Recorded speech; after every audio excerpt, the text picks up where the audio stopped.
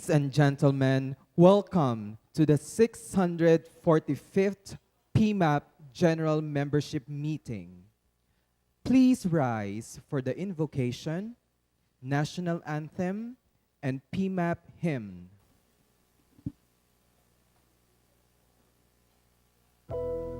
Lord, make me an instrument of your peace. Where there is hatred, let me sow love. Where there is injury, pardon. Where there is doubt, faith. Where there is despair, hope. Where there is darkness, light. And where there is sadness, joy. O Divine Master, grant that I may not so much seek to be consoled as to console, to be understood as to understand, to be loved as to love. For it is in giving that we receive. It is in pardoning that we are pardoned. And it's in dying that we are born to eternal life. Amen.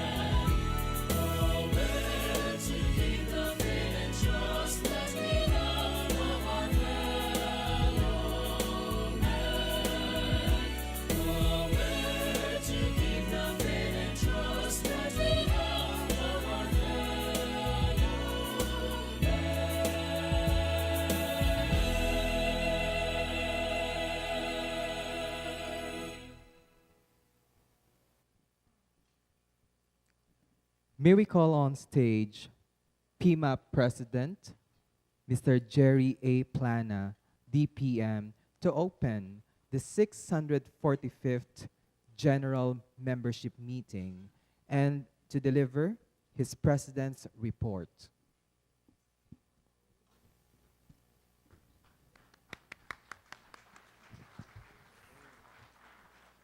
I now declare the 645th General Membership Meeting open.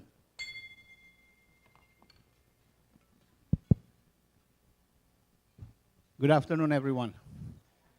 I have a few minutes, as usual. This is the President's time.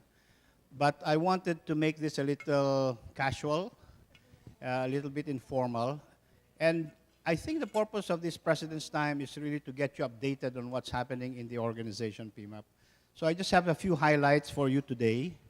The first one is, I just wanted to reiterate the idea that this is going to be the first year we're going to hold our annual conference earlier than usual. It's going to be July 17, 18, and 19. Usually for many, many years, it has been October or September.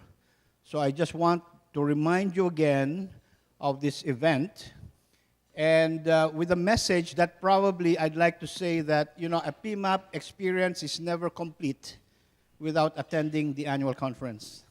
So for those of you especially who have not attended this, probably this is your chance to join the annual conference this July 17, 18, 19.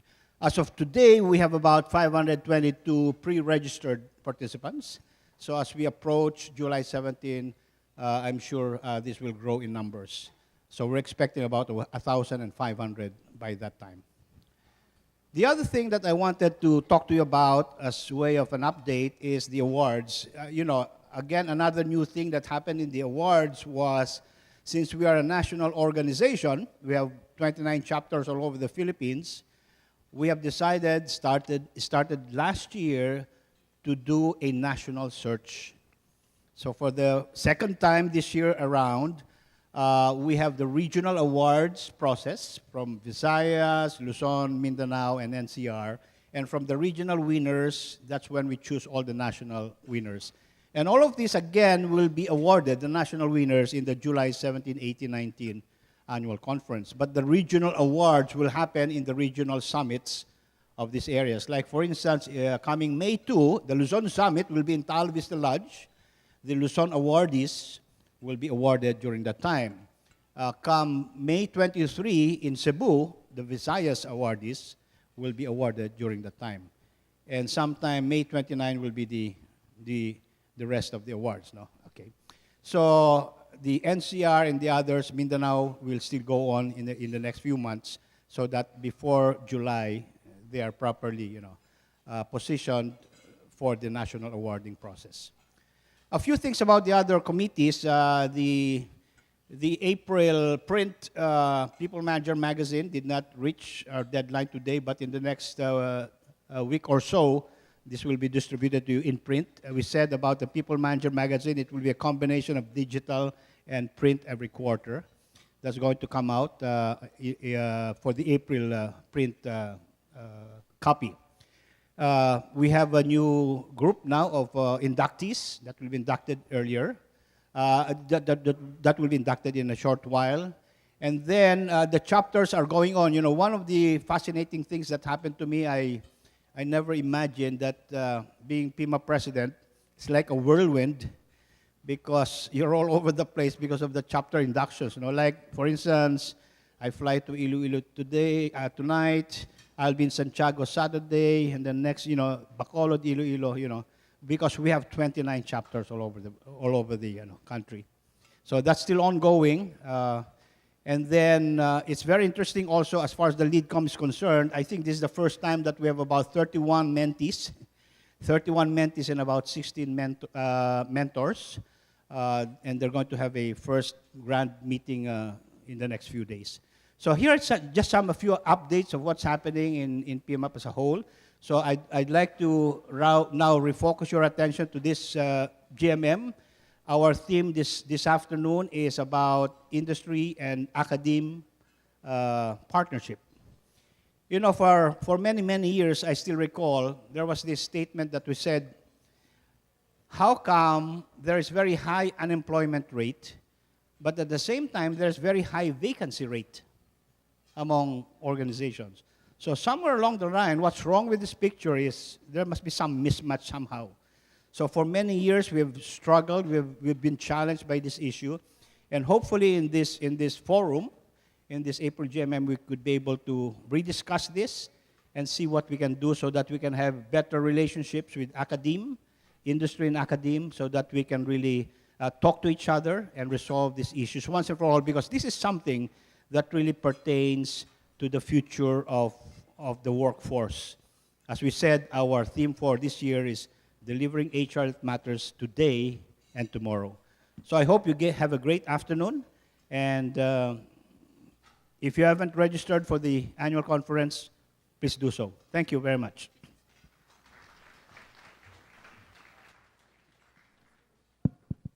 Thank you very much, President Jerry. At this point, we'd like to call on stage Ms. Lily G. Quintans, Chairperson, Membership Committee.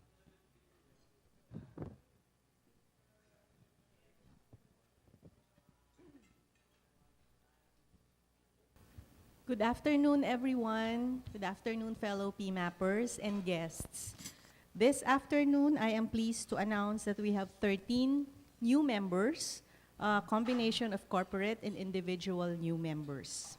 So may I request our new members to please rise, and as I call your name or the name of your company, please come up the stage.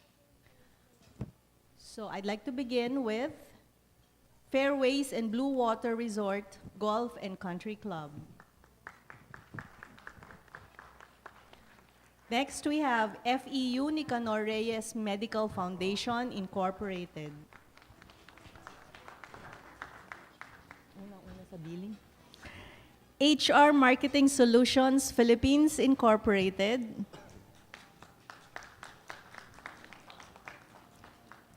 Monocrete Construction Philippines, Incorporated. MRM Studios, Incorporated. TK Business Process Services, Incorporated. Uno Overseas Placement, Incorporated. Upskill MNL, Incorporated. Vertere Global Solutions, Incorporated.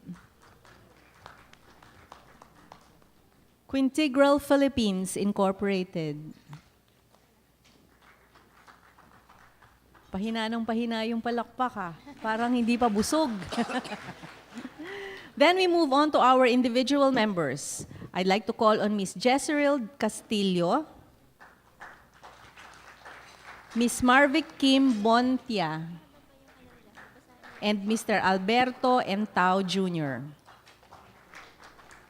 Okay, so here are our new members for the month of April.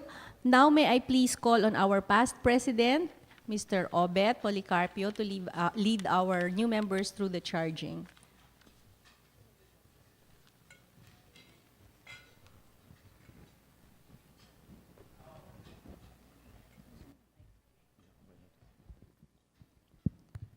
Charging of the new members. Do you pledge to maintain your membership in good standing by complying with all rules, regulations, or directives of the PMAP? Narinig niyo ba ho? Okay, one more time. Do you pledge to maintain your membership in good standing by complying with all rules, regulations, or directives of the PMAP? Yes. Mahina daw, sabi ni Tito Bert Kim po. Next question.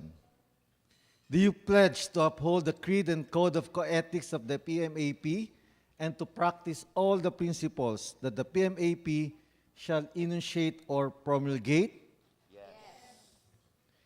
Do you pledge to attend all meetings of the PMAP, whether annual, regular, and special, or committee meetings, and to vote on any matter referred to you by the PMAP whenever voting is necessary for any action that the PMAP shall take? Yes. And lastly, do you pledge to pay your annual dues and other assessments? Yes. Tito Bert, narinig mo ba? Hindi. Okay, one more time. Request si Tito Bert. Do you pledge to pay your annual dues and other assessments? Yes. All right, thank you.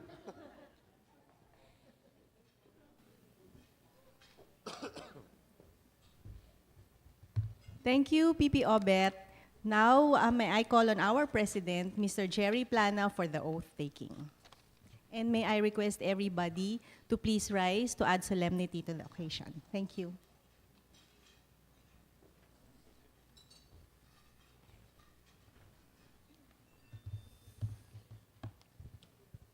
Before the oath taking, I was wondering why the memorization of the Pima is not part of the charging. I think that should be made a requirement for induction in the future, to promise to memorize the Pima. Is that correct? Yes. Okay. Okay. Okay, let's proceed with the oath of office. Can you all please raise your right hands and repeat after me? I state your name and company. I, Herminio Geronimo Jr. of Fairways and Blue Water Resort Golf and Country Club, Recognize and accept the responsibility incumbent upon me recognize and accept the responsibility incumbent upon me as member of the People Management Association of the Philippines. as member of the People Management Association of the Philippines. I pledge myself to perform the tasks of my position I pledge myself to perform the task of my position in accordance with the PMAP Constitution and bylaws, in accordance with the PMAP Constitution and bylaws, and to be faithful to the traditions of our founding fathers, and be faithful to the traditions of our founding fathers, to observe and maintain high standards of performance to observe and maintain high standards of performance in the practice of the people management profession, in the practice of the people management profession, to uphold and protect the principles and objectives for which this association was founded, to uphold and protect the principles and objectives for which the association was founded, and to attend all meetings and deliver all results expected of me attend all meetings and deliver all results expected of me on time and in the highest standards of excellence. on time and in the highest standards of excellence. In discharging these obligations, In discharging of these obligations, I impose upon myself imposed upon myself these responsibilities willfully and conscientiously, these responsibilities willfully and conscientiously, and with zeal and dedication, and with zeal and dedication, without purpose of evasion. without purpose of evasion. So help me God. So help me God. Congratulations.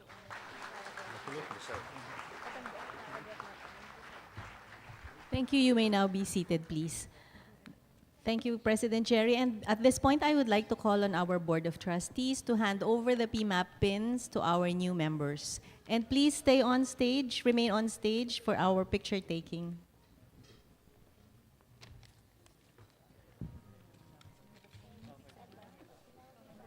Ay, thank you, ma'am. Thank you, ma'am. Salamat. Totoo na yan, Meron na po.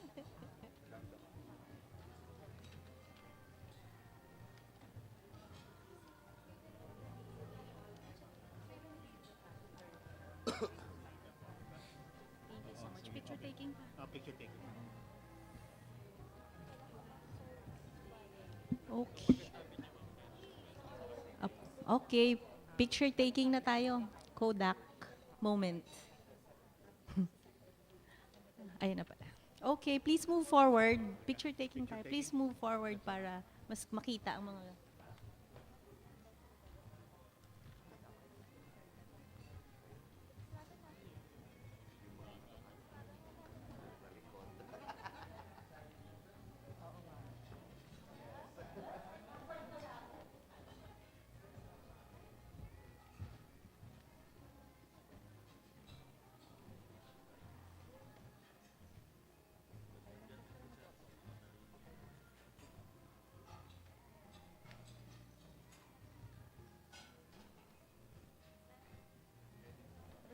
Okay, thank you very much. Again, let us please give them all a big round of applause. Salamat and congratulations.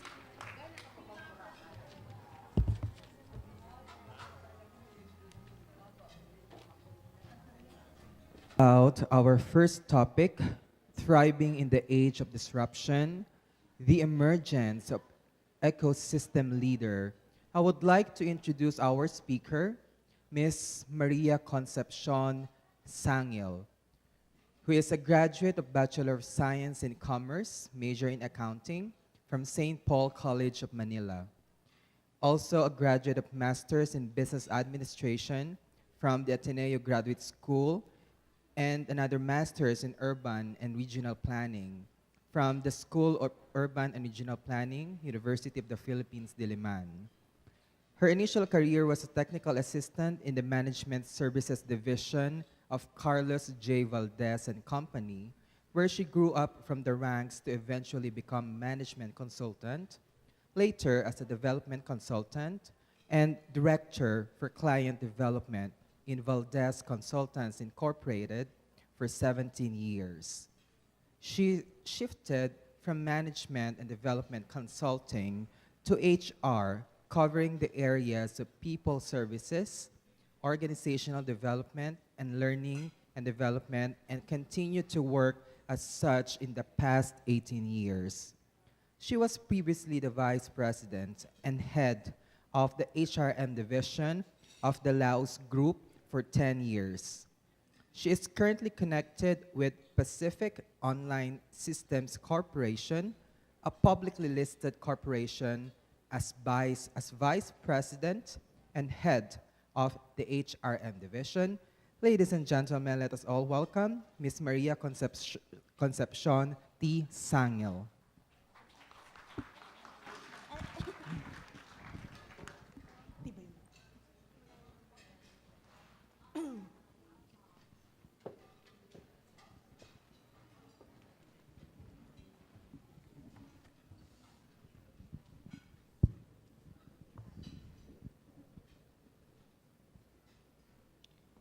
This is the most unholy hour for any trainer, lecturer, or speaker, right?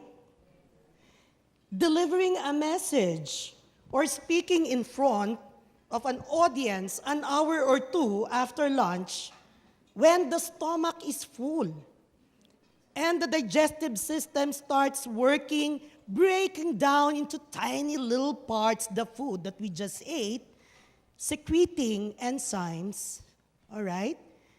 And starts producing more serotonin in our body. Therefore, the afternoon slump. So please, please, please, stomachs all over, don't be disturbed by serotonin. And for us to do that, may I request everyone to please stand. Can we do that? Please stand. I know we're all full. All right, as you are now standing, can you just look at the person on your right, shake the shoulder, and say, gising, gising. Slight lang, pero pag tulog, harder. All right, then, look at the person on your left and say, huwag kang humikab. Yeah. Di ba? Contagious yung yawning eh.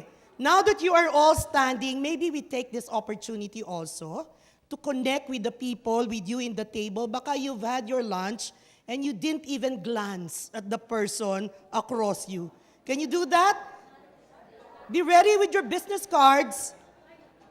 And if you know everyone else, maybe you can move to another table. Just connect with the people around you. Say hi. All right. Thank you very much.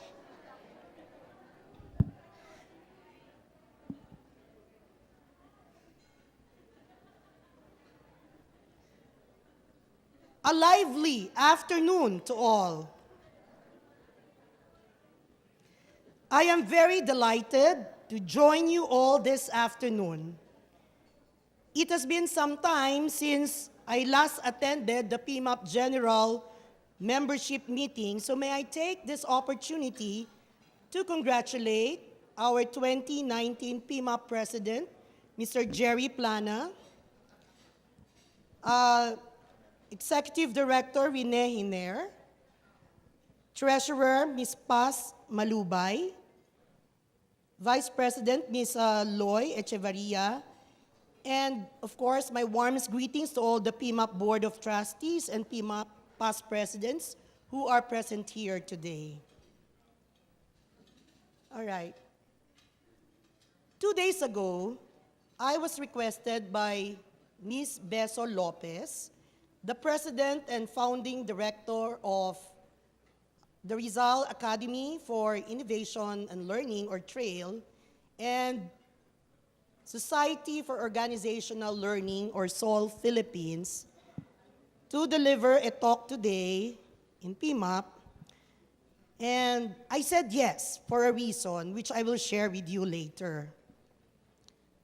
The topic is about the thriving age of disruption, the emergence of the ecosystem leader. Mind you, the same topic will be presented in a seminar workshop. May advertisement agad, no? May 23 to 24 at AIM Conference Center, and on May 25 at Simeo Inutech, Diliman, Quezon City, with special forum guests, Senior Lecturer and Founding Chair of Proficiency Institute of MIT, Dr. Otto Scharmer, the author of Theory U. Theory U is based on a concept that signifies a heightened state of attention that allows individuals and groups to shift the inner place from which they function.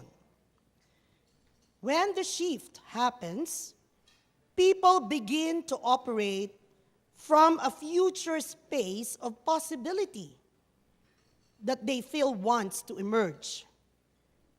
Being able to facilitate that shift, according to Dr. Scharmer, is the essence of a leader in this age of disruption, from the ego or the self to the ecosystem. Now, in a nutshell, in less than 20 minutes, I hope to be able to give you a quick introduction to Theory U by sharing with you my personal journey, or two parts journey. First, from the ego or the self, and second, to the ecosystem. Exactly 3 years, 5 months, and 24 days ago, dapat nga may oras pa to, no? I retired from my previous company of 10 years. My decision to retire came 6 months after one of its subsidiaries got its IIP standard certification. And that's where I met Mr. Jerry Plana, and of course, Miss, I saw her a while ago, but now I couldn't see her. Miss Chit Ventura. Hi, Chit. Okay, that's where I met them. The first non-life insurance company with an IIP seal. Isn't that right, Jerry? Here in the Philippines. And I am just so proud to say that this was spearheaded jointly by the HR team along with the line managers of that non-life insurance company. I personally witnessed the transformation of a dysfunctional team to a high-performance work team as each one embraced the 5 disciplines of the learning organization: shared vision, personal mastery, mental model, team learning, and systems thinking, eventually leading to its IIP recognition. I especially appreciated systems thinking as individuals transformed from silo thinking to systems thinking. It generated amazing results. From the top 25 non-life insurance company in the Philippines, this insurance company moved up to 20. 9% improvement in collection of receivables, 12% growth in net premium written, 22% increase in policy issued, 167% increase in net income. Employee retention rate improved from 75% to 86%. I thought I was done. Nakagraduate na ako. And I'm ready to move on and fulfill my childhood dream. Pinangarap ko po kasi maging isang screenwriter and direct a movie, the female version of Lino Broca, and I thought I would just do that. But I was disrupted by my first boss and mentor and invited me to join Pacific Online Systems Corporation, subsidiary. Subsidiary lang po ang invitation. From 1,600 personnel from my previous company to only 70 personnel, it must be then a walk in the park. Plus the assurance that I would be allowed ample time to do my other interests. In less than 2 months, I was transferred to the head office to oversee the HR function of the other subsidiaries, and another learning organization journey began for me. Of course, we all know each journey is different from any other journeys. And again, I embarked my HR team to another learning organization challenge. And as we continue to work on this, not even aiming for an IIP recognition, at least for now, Jerry, just for now, I had my own personal realizations when I got exposed to Theory U. The reaction and behavior of the subjects or participants to the same disciplines of the learning organization I previously spearheaded and helped implemented are not the same, obviously. Due to personal belief system, corporate culture, agenda, and many other factors. Therefore, there is no surefire formula or pattern that can be followed. But there is one constant factor, the I.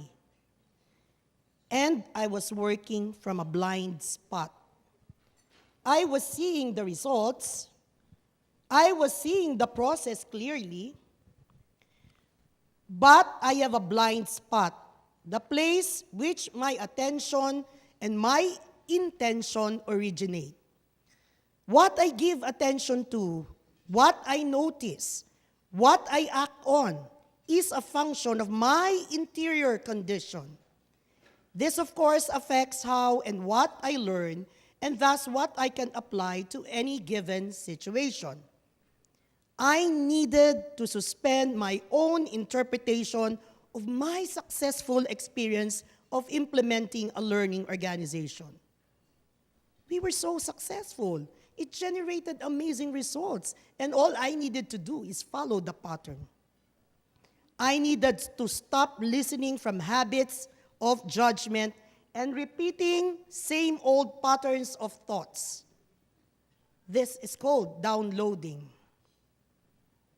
I had to listen from outside with an open mind, noticing differences in reactions of the participants, and disconfirming my previous opinions and suspend judgment.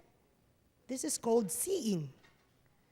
I had to let go and listen with an open will and understand what are the future possibilities emerging from the collective leadership.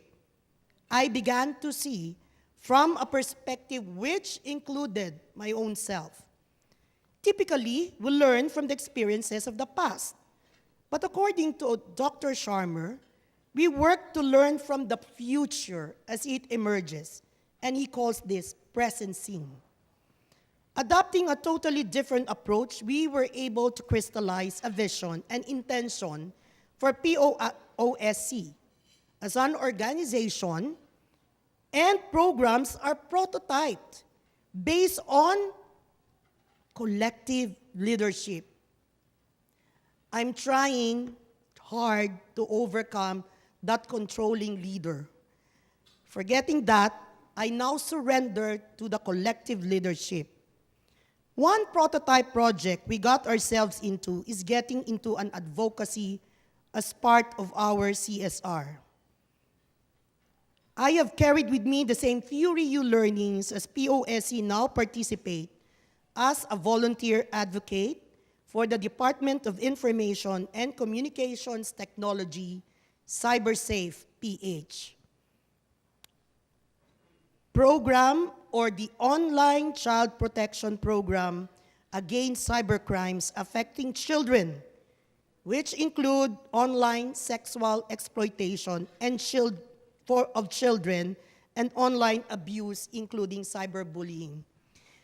It may seem that my topic digressed from the theme of today's session, but I would like to show a link on how the academe, the enterprises, social organizations, civil society, and individuals can work together on helping the ecosystem address the ecological divide, social divide, and economic divide.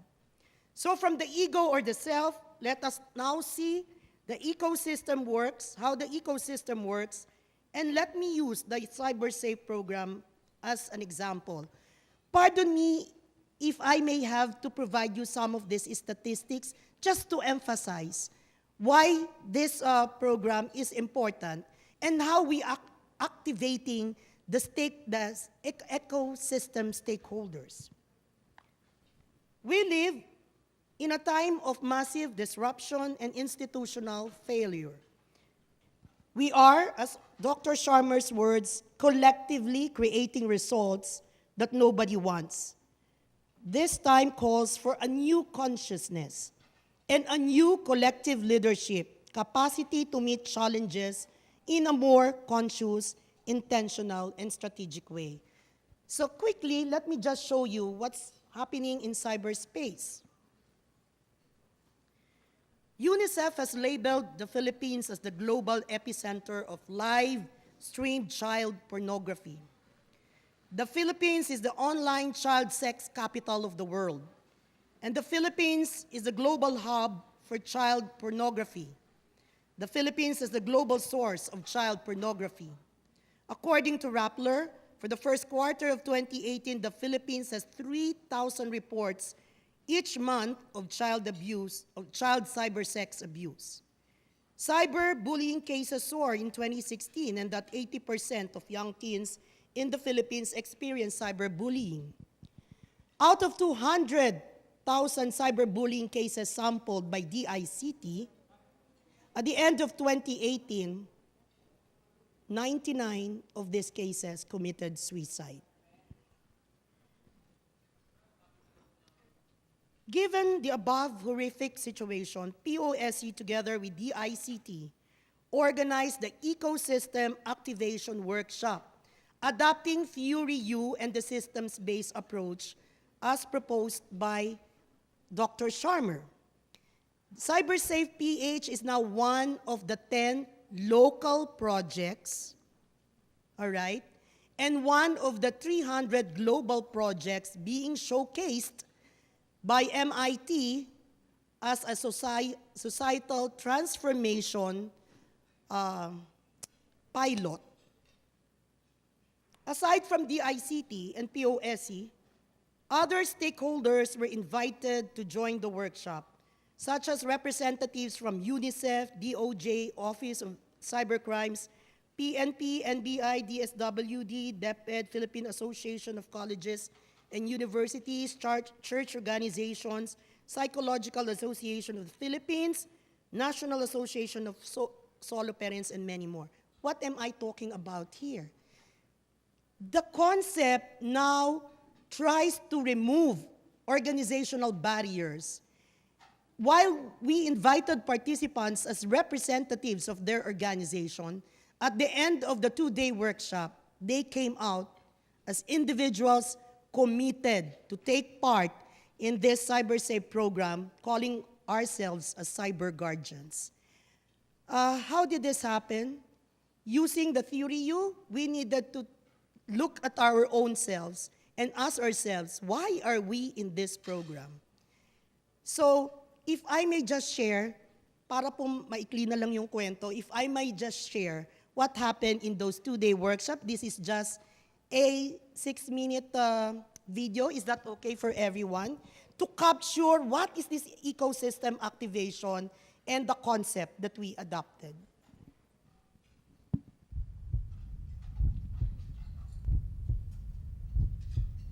600,000 cases ng online sexual abuse and exploitation of children, nakakalungkot po. Karamihan po dyan, mga parents po, ang nagpimp or nagbenta sa foreigner. No? It starts with just nude or playing with a doll. And then it progresses to something else. Yung foreigner, pupunta pa rito. Or an act done in front of a webcam. Can you imagine? Nung araw po, the threats or risk to our children is outside the home. But now the risk is in the privacy of our homes and we are not aware. So this Cyber Safe program would require us to put together programs addressing parents, values. They also need to be educated on cybersecurity measures. So we would invite then the academe who are exposed to cybersecurity. For children, the values of children.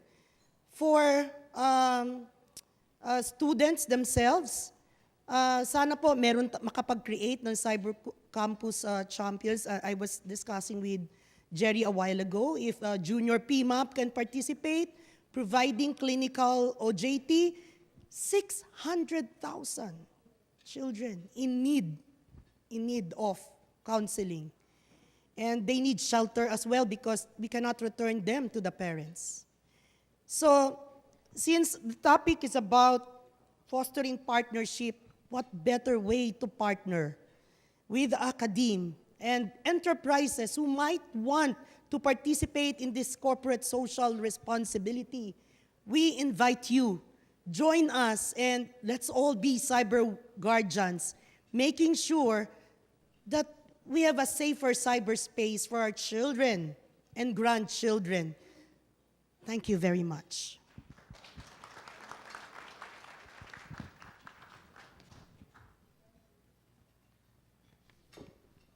Thank you very much, Ms. Maria Concepcion T. Sangil. Now, for our next topic, the impact of declining English proficiency to organizations and the Philippine economy. Let us all welcome on stage Mr. Rex Wallen Tan, General Manager of Hopkins International Partner. Hi everyone, good afternoon. Hope you're having a good lunch. So I was asked to give this presentation, what's the impact of declining English to organizations and the Philippine economy.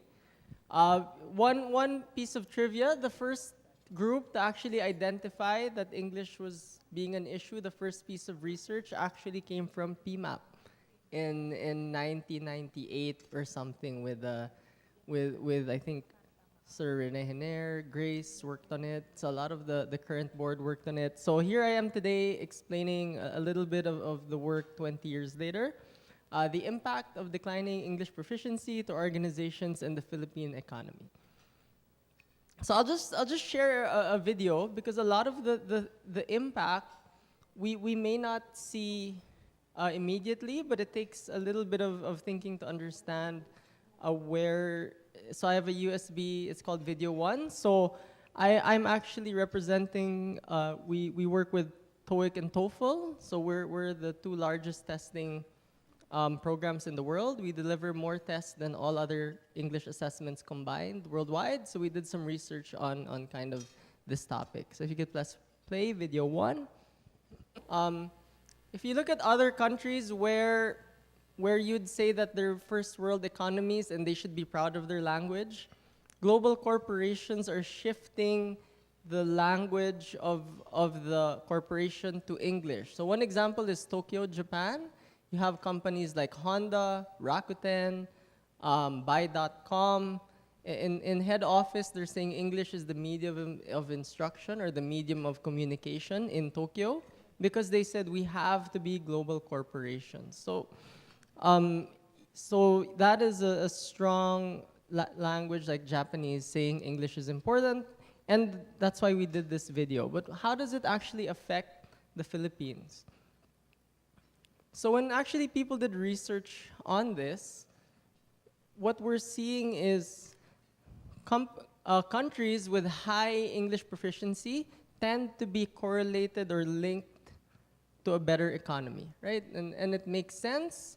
And you actually just look at the workplace, and they did this all around the world. In the US, they did this in Europe, they did this in Asia. People who just speak English tend to have a 30 to 50% premium around the world.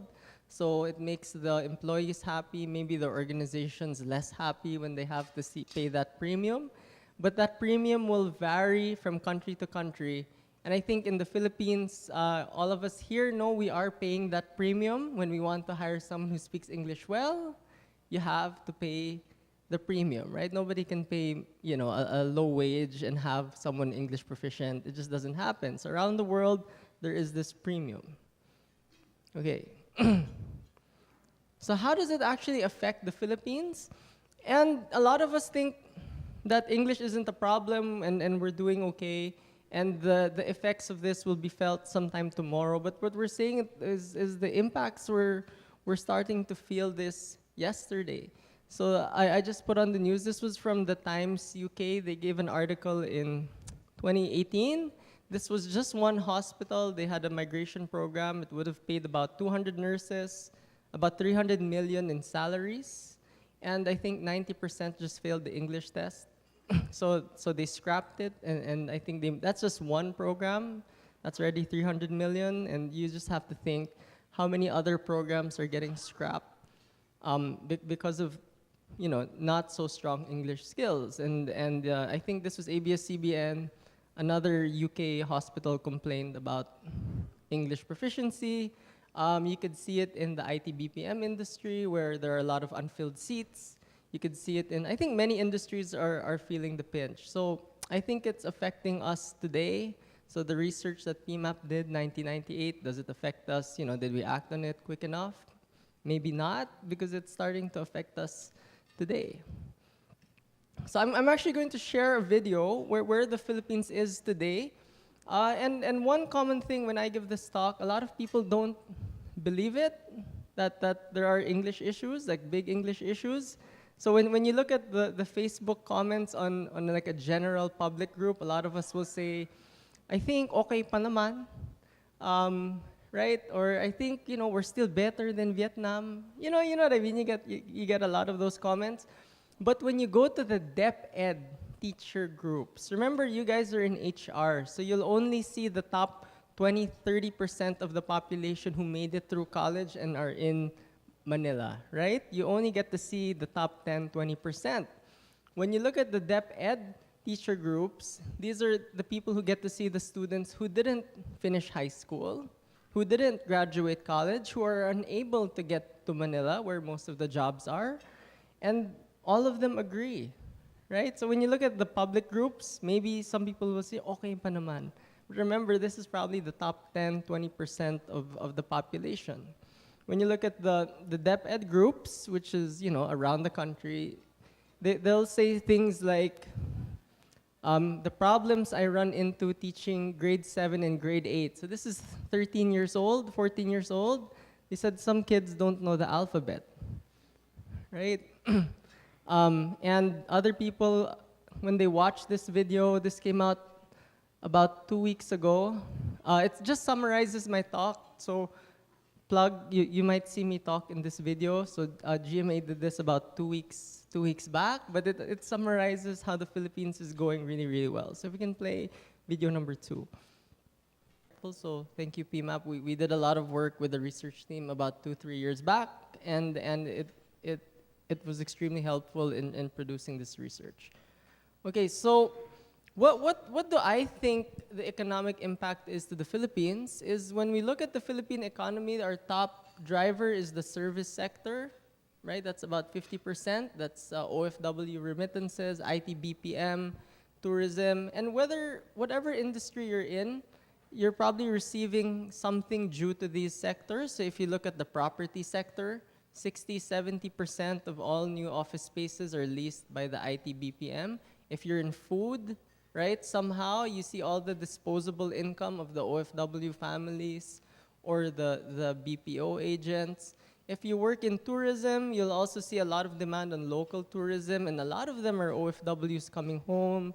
They take out their families. So when you look at those things, these are the economic inputs. Everyone in this room is affected. So some people think that higher education, what does that have to do with OFWs? But you just ask students, how many of you are receiving your tuition because of someone overseas? And a lot of them will put their hand up, right? How many of them are able to pay for Meralco, food, basic commodities, right? Clothes. So whatever industry you're in, this affects and concerns you in some way.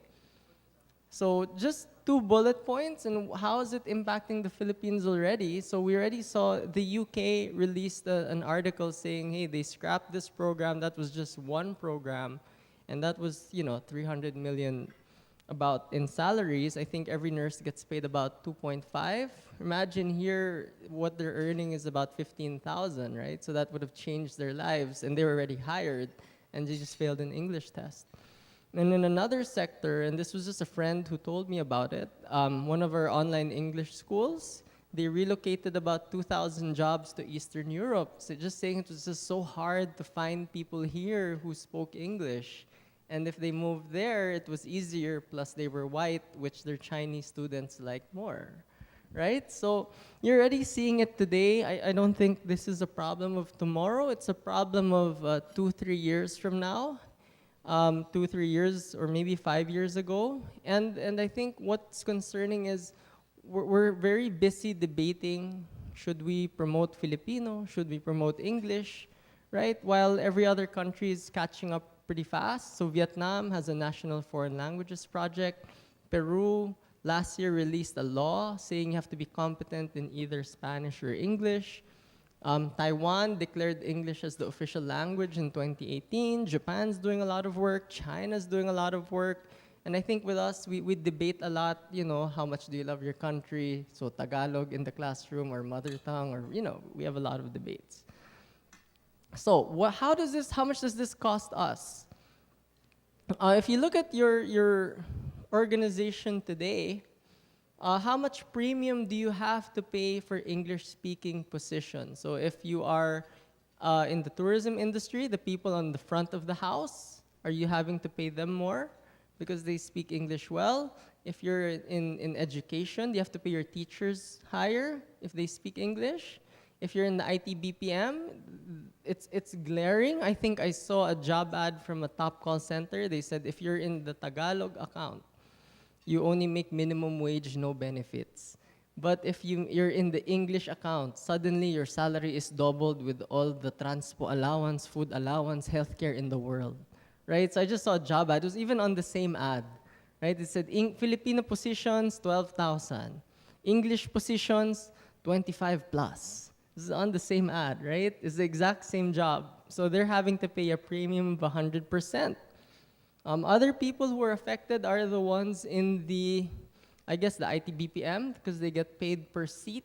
So if they're unable to fill that seat, that's no revenue. Manpower agencies, are we able to send enough? So in that case, how much did that one manpower agency lose when that program got canceled? Shared services, I think even our top accounting firms here, maybe 1/3 is doing work for the states. Right, like I think you have the top 3, the SGVs, the PWCs, a lot of them do work for the states or around the world. Shared services is here. I think we have a large IT BPO here, and you have to coordinate with your clients. So how much are we losing in terms of revenue because of these talent shortages? So I think you can all kind of compute.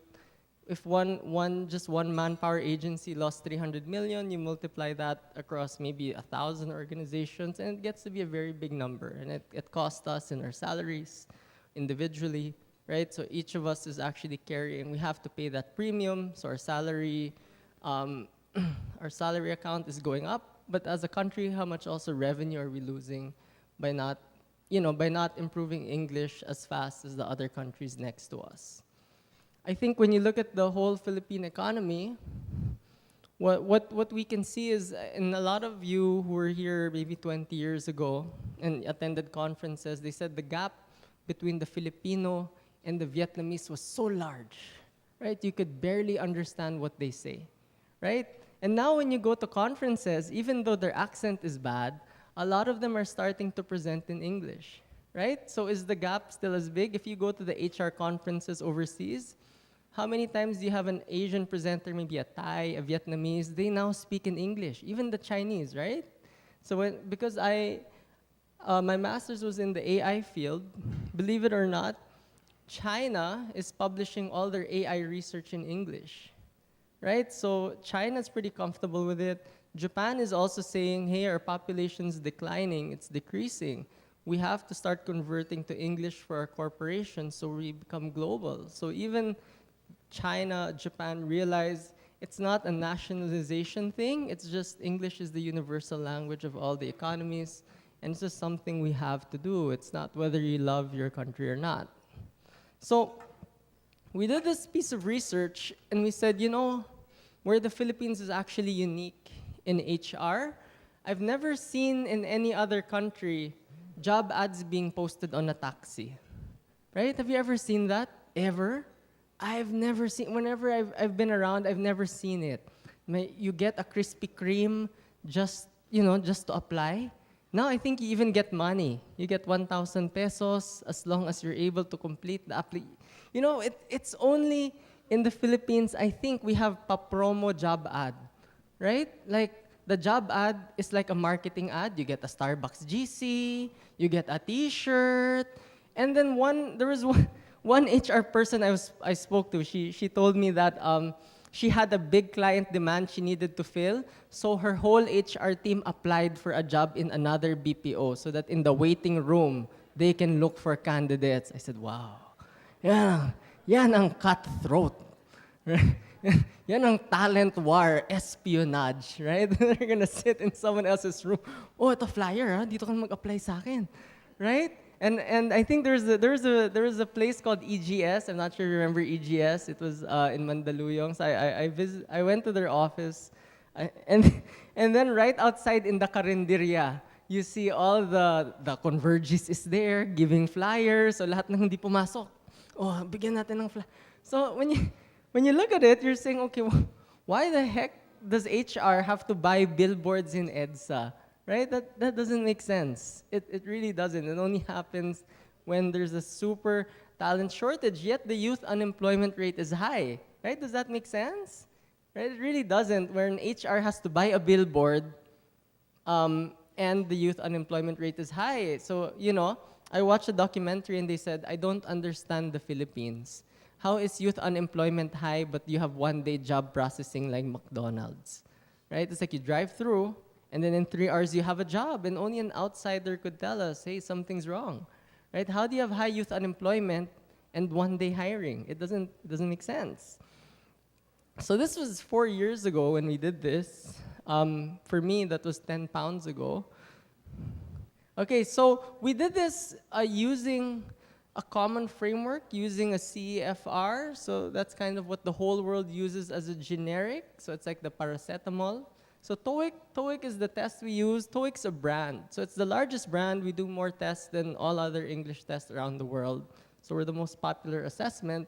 But we said, hey, can we just use it against the generic standard, which is the CFR? So we can really compare where the Philippines is. Why was this research so important?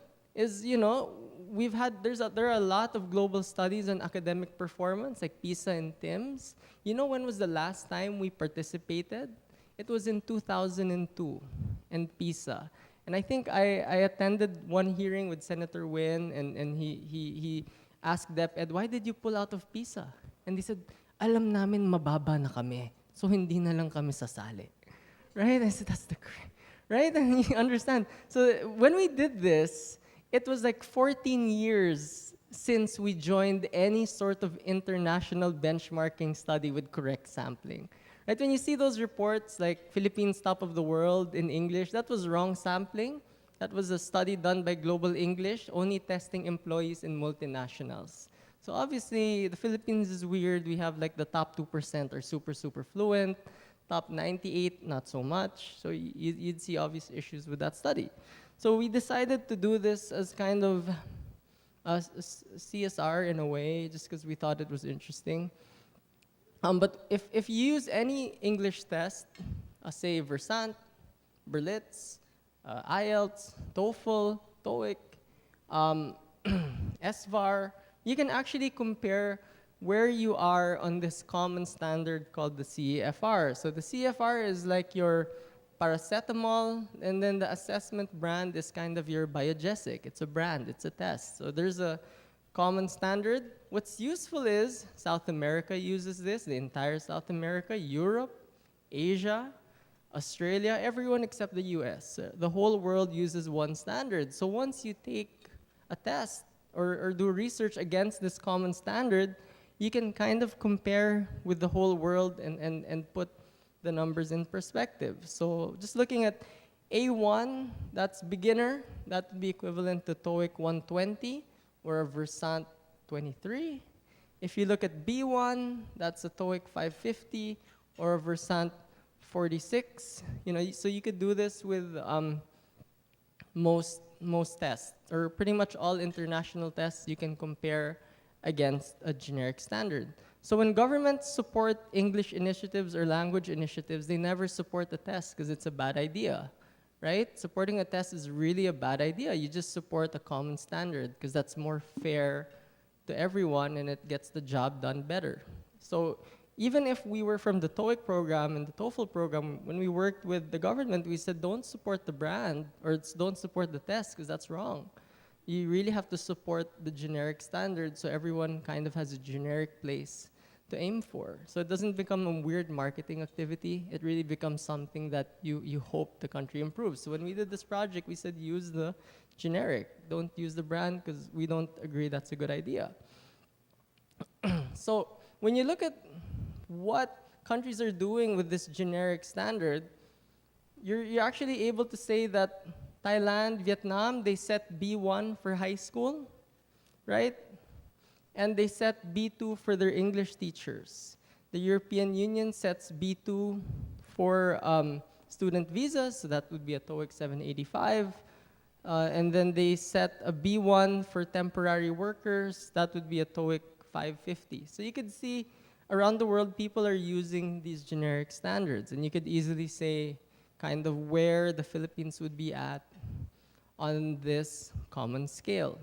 You know, it was interesting. We did this 3 years ago, and when we had a Vietnamese university visit, they said we are 80% achieved, right? So they're actually, everyone's really improving. We're 80% there.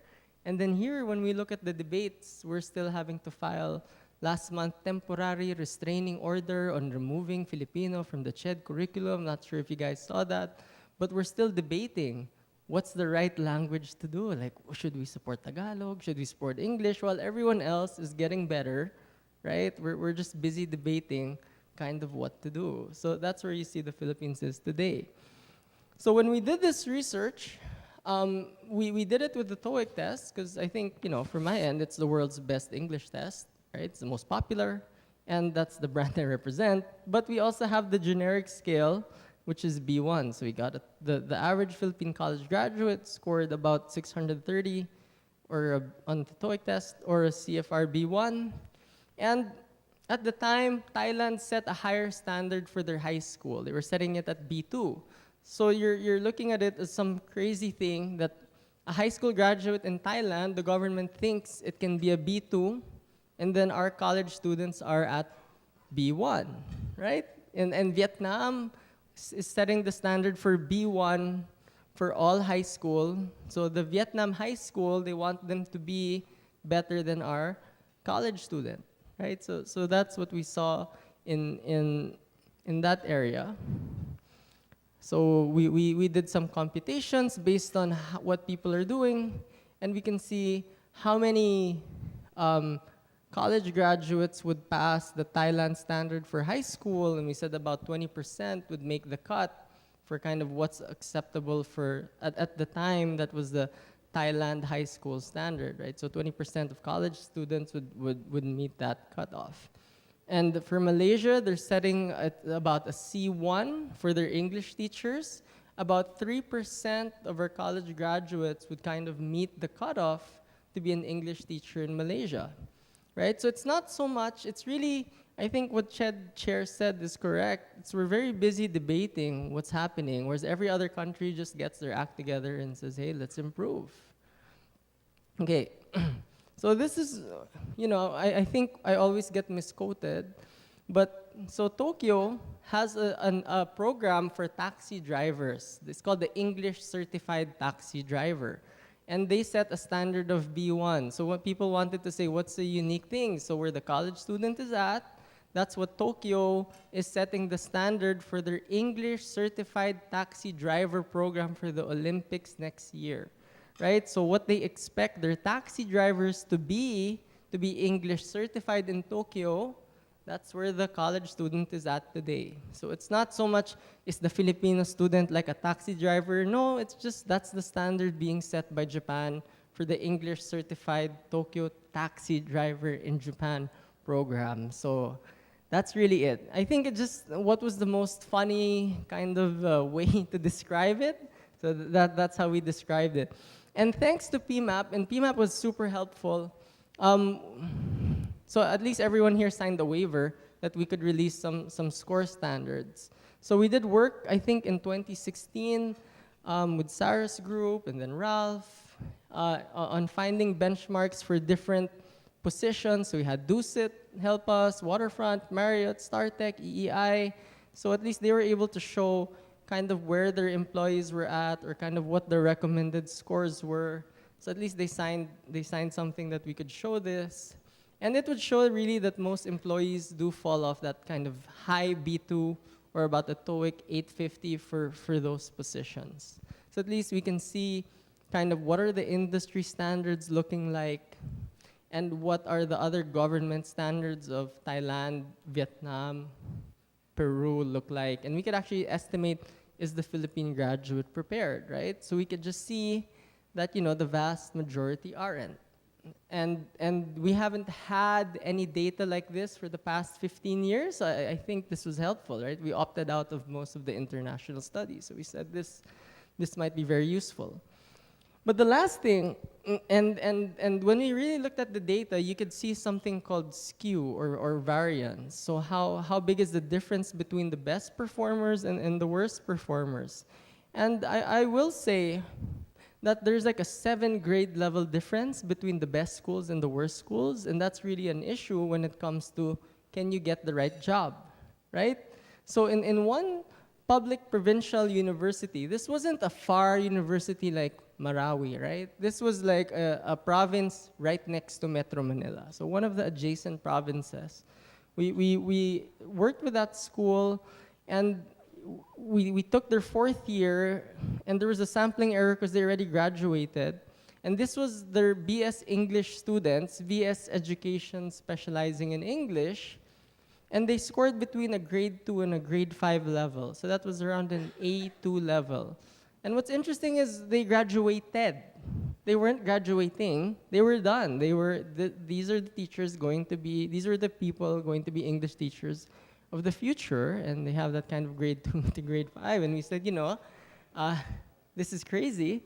And when we talked to some people from the academe who understand what accreditation is, we said, this school is level 3 accredited. Level 3 means, there's only 4 levels of accreditation. This was a level 3 school. We said, if that's the kind of graduate you're producing at level 3, I think there must be something wrong, right? There must be something wrong.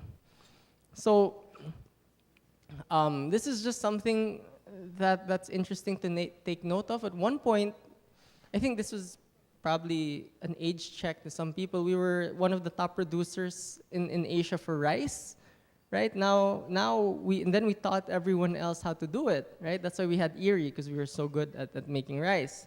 And then now we import about 500,000 elephants worth of rice. And then if you look at the Philippines today, around the world, we're teaching everyone English, right? So will that help our IT BPO industry or tourism industry or OFW industry? Maybe, maybe not. But this is what's happening around the world. Malaysia has a roadmap to improve English. This is Bangkok. They're also having a roadmap to improve English.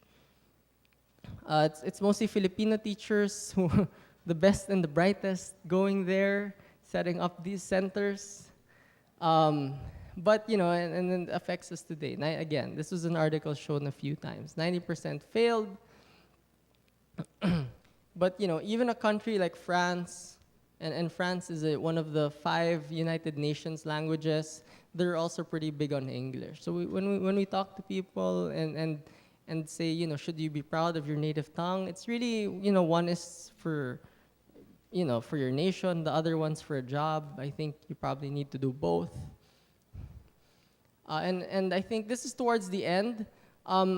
So people always ask, so if you actually think this problem affects you, thankfully, this isn't a whole doom and gloom talk. People are working on this in such a way, but corporations do have an important role to play. So if you look at why Korea loves English, it was mostly because of Samsung. Samsung just decided one day to say all fresh graduates need a certain English score because we're expanding overseas. And that kind of set the tone for the whole Korea, kind of saying English is important. So if you think corporations is all the government's problem or CHED's problem, in some countries, it was industry who was actually the catalyst for the whole country to improve. If you look at Korea, I think they've improved a lot, really. and they spend a lot on English proficiency now. So this is a plug because so TOEIC, the most popular test. But this is just every time someone releases some sort of job ad or just writes an about, even with the generic standard. So here, obviously, I'll put TOEIC because I'm from the TOEIC program. But if you're using, say, Versant or SVAR or Berlitz, there is a generic standard called the CEFR. And if you do that, it would be nice if you take a picture of this.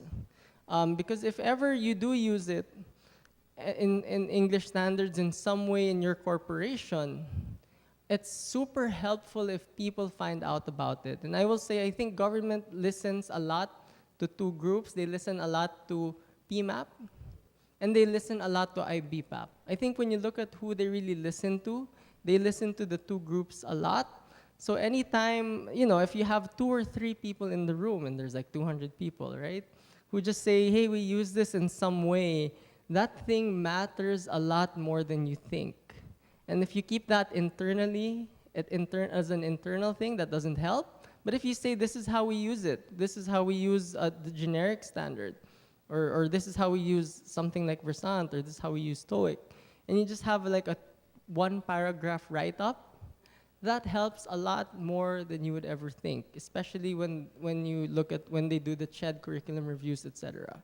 So I'm just giving some examples of things I found on JobStreet. I think this was Accenture, Sports Bookie Online. And then I think I found Sutherland, they had something called CAFR. So you have a few corporations that actually post it. And that stuff is super helpful because that actually goes into the input of a lot of how they map curriculum and policies. But I will give updates. So internationally, this is what's happening. Just recently, Malaysia and Vietnam are implementing national English projects and putting a lot of money behind it. So they're busy improving. Again, Taiwan declared English as an official language. Peru passed a bilingualism law, and they require competencies in Spanish and English. At least for the Philippines, last November, I think Sir Rene was one of our speakers. I think CHED hosted the National English Roadmap based on the work we did with PMAP and that research. They said, hey, this is important. So we had a 3-day workshop really to come up with, can we do this? And people are actually starting to take it seriously. We actually had Pia Cayetano and her staff attend for the whole, I think her staff attended the whole 3 days. So people are interested in how do we help. So a lot of people are actually asking, how do we help? Last March, Senator Wynn called for a review of K-12, and he actually told DepEd straight up, I think the time for quantity numbers has ended, which is quantity is how many students go to school, etc. And it's time for quality numbers. How strong are they academically? And then he gave that story on how DepEd opted out of PISA, way back in 2002, and we haven't had any research for the past, 14 years or so. it's good we're actually taking PISA again, but it's been a 15, 16 years without any external person checking where the country is at. And that's a long time. So and Grace po actually filed an inquiry, SRN 622. I'm not sure if she did anything, but she's actually also trying to file a resolution to check why is English proficiency decreasing or not. So I'll put my email here and my number. I only have one number. But if ever you're interested and you think it's important for you, so 1, 2, or 3 people, that's way more than you think, right? So if you're one person and you're one corporation and you think it's an important thing, so things are happening now that they're looking, how do we improve? They're looking, how do we plot a roadmap? How do we put this in law? If you think it's important to you and you're paying that premium or it affects your corporation, that's my email, and it would be helpful to kind of figure out some way, we could all help. So again, what we support is really using the generic standard, because that's what every other country is doing, and just looking how do we improve and solve that problem together. So that's it. Thank you very much.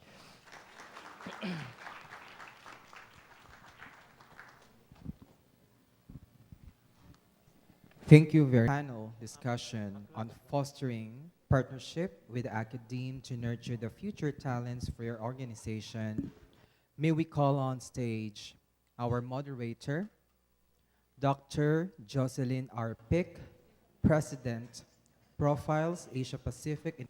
The next part of the program will be a panel discussion on fostering partnership with the academe to nurture the future talents of your organization. So I would like to introduce our panelists, as I call them. We have Miss Love Basilote.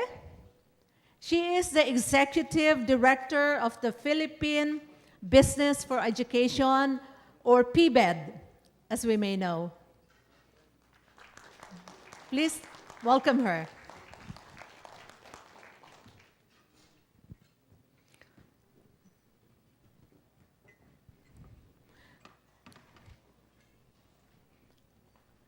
I would also like to call on Dr. Rita D. Bantigue as one of our other panelists. Rita is the Senior AVP and Head of the Learning and Development, the Senior HR Business Partner for Networks of Meralco, or the Manila Electric Company. Let's give her a warm applause.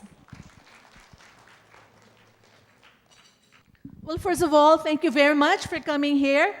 As President Jerry said a while ago when he gave his president's speech, this month's GMM is largely focused on academe-industry linkages or collaboration between the academe and industry.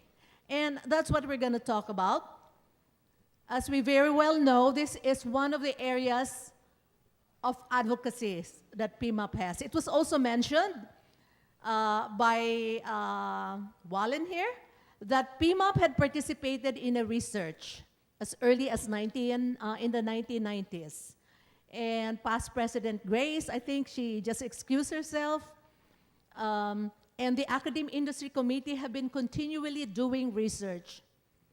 And it has always been a finding since 1998 that communication is one competency that is a challenge for our talent managers, for our companies in PIMAP. And so the talk on English proficiency is very timely, because this is one area that PIMAP is also going to seriously focus on. Now, it's graduation time, right? And I have a young girl, a daughter, and I attended some of the graduation ceremonies, and I find it so cute that some of the kids come in dressed in their career. So my little girl came in as a chef. She said she wanted to be a culinary scientist, whatever that means. And some came in as firemen, policemen, Maybe somebody came in as a mimic of President Duterte. These were kindergarten kids. And we love to ask them the question, what do you want to be when you grow up?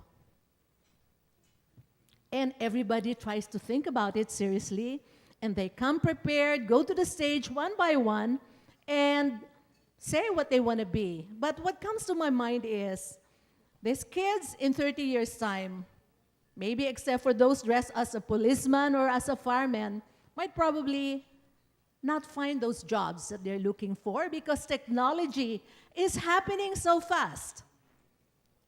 And we know that the jobs that we have right now are not exactly the jobs that we had many years ago. So when we talk about jobs and we talk about how industry and academe could collaborate in areas like research and curriculum, maybe even in OJT practice, internship practice, these are areas that we would love to hear from our panelists. So the committee had prepared a set of questions. First one is, we talk about competencies as very crucial, especially now. We say that we have to focus on meritocracy. We have to focus not on seniority, but on competencies. Can the person do the job? Is that person exhibiting the behavior? So the question that's being asked, and this is a subject of research by the Pima Academe Industry Group, is what are the usual competencies that are in need, that you find in need in your industry, but are lacking among the graduates? So maybe I'd ask Rita to answer that question. Okay, a pleasant afternoon to everyone. Josie, to answer your question, actually, this is just from my vantage point, no? So my experience as an HR practitioner in Meralco, there are competencies that we think are necessary for you to be able to perform your role as an effective manager. No? But I also would like to state that, you know, we also have to be realistic. Although these are competencies that we recognize should be present in each of the managers that we have, I think it's also not realistic to expect those competencies to a new entrant in the organization. Because let's face it, these competencies, leadership competencies that we want, you know, it takes time to develop these competencies. And you will acquire this on the job. You know. But instead of competencies, I would like to look at certain traits probably that should be present, no, in a new graduate. For example, it's the willingness to learn. Okay? So it's more of the attitude, the willingness to learn, the willingness to get feedback from people, okay? And probably some basic skills like which should be inherent in an individual, like basic analytical skills. No? Now, in our organization, probably because Meralco is, you know, it's a distribution utility, sa amin kasi, well, we appreciate if you can speak good English, then you become elegant. Pero nagkakaintindihan kami sa Tagalog eh. At the end of the day, are you able to execute? You know? Are you able to deliver your job? I mean, well, you can articulate yourself, but you're all bravura, but you cannot deliver. Siguro, for me, it depends on the industry. I mean, taking off from the previous presentation. So now, but I didn't answer. Anong competency? What competencies are we looking for? No, in terms of, you know, let me differentiate that there are two competencies: the technical, which will vary depending on the functional group where you belong. So, for example, if you're an engineer, there are a set of technical competencies that are expected from you. But I think what will be common among our employees, among our leaders, are set of leadership competencies that we look at and that we would like to, that we develop among our future leaders. One, I think, no, siguro yung mga top of mind that we have is strategic thinking, no? Systems thinking, which I think the first speaker mentioned. Right. No? So are you able to look at the big picture? Second one is business acumen. No? Parang, can you look at the business side of running the organization? Third is managing change. Are you able to cope? Are you able to lead people through the transformation process? And there's more. Siguro yun yung muna yung top 3 that I would like to mention. Okay, maybe I'll ask Love, and maybe you might be interested to know that Love is with PBED at the same time, very much closely related to PBED is FINMA. And we had, during the inauguration of President Jerry last January, Mr. Del Rosario was our speaker, and he talked about the schools. And so probably you can talk about this thing since you do have a bunch of, how many schools? How many, FINMA has schools, PBED does not have schools. yeah, PBED doesn't have schools. We FINMA have FINMA has, Yes. I think FINMA in the Philippines has six higher educational institutions. Okay. Actually, I would like to say a couple of things to what Rita said, and then also maybe comment on what Walan mentioned earlier. But before anything else, good afternoon, magandang hapon po. I know it's after lunch and you're probably itching to leave. We're the last panel before you're supposed to go. So thanks so much for your attention in advance. So in terms of the things that I wanted to speak on, actually in Philippine Business for Education, or PBED, we look at youth unemployment as an indicator, although it's not a very sharp indicator, but it's an indicator of this pervasive problem that we've been talking about, which is the job skills mismatch, right? And then connecting that to the question that Ms. Jocelyn raised earlier, which is, what are the competencies that industries are having a hard time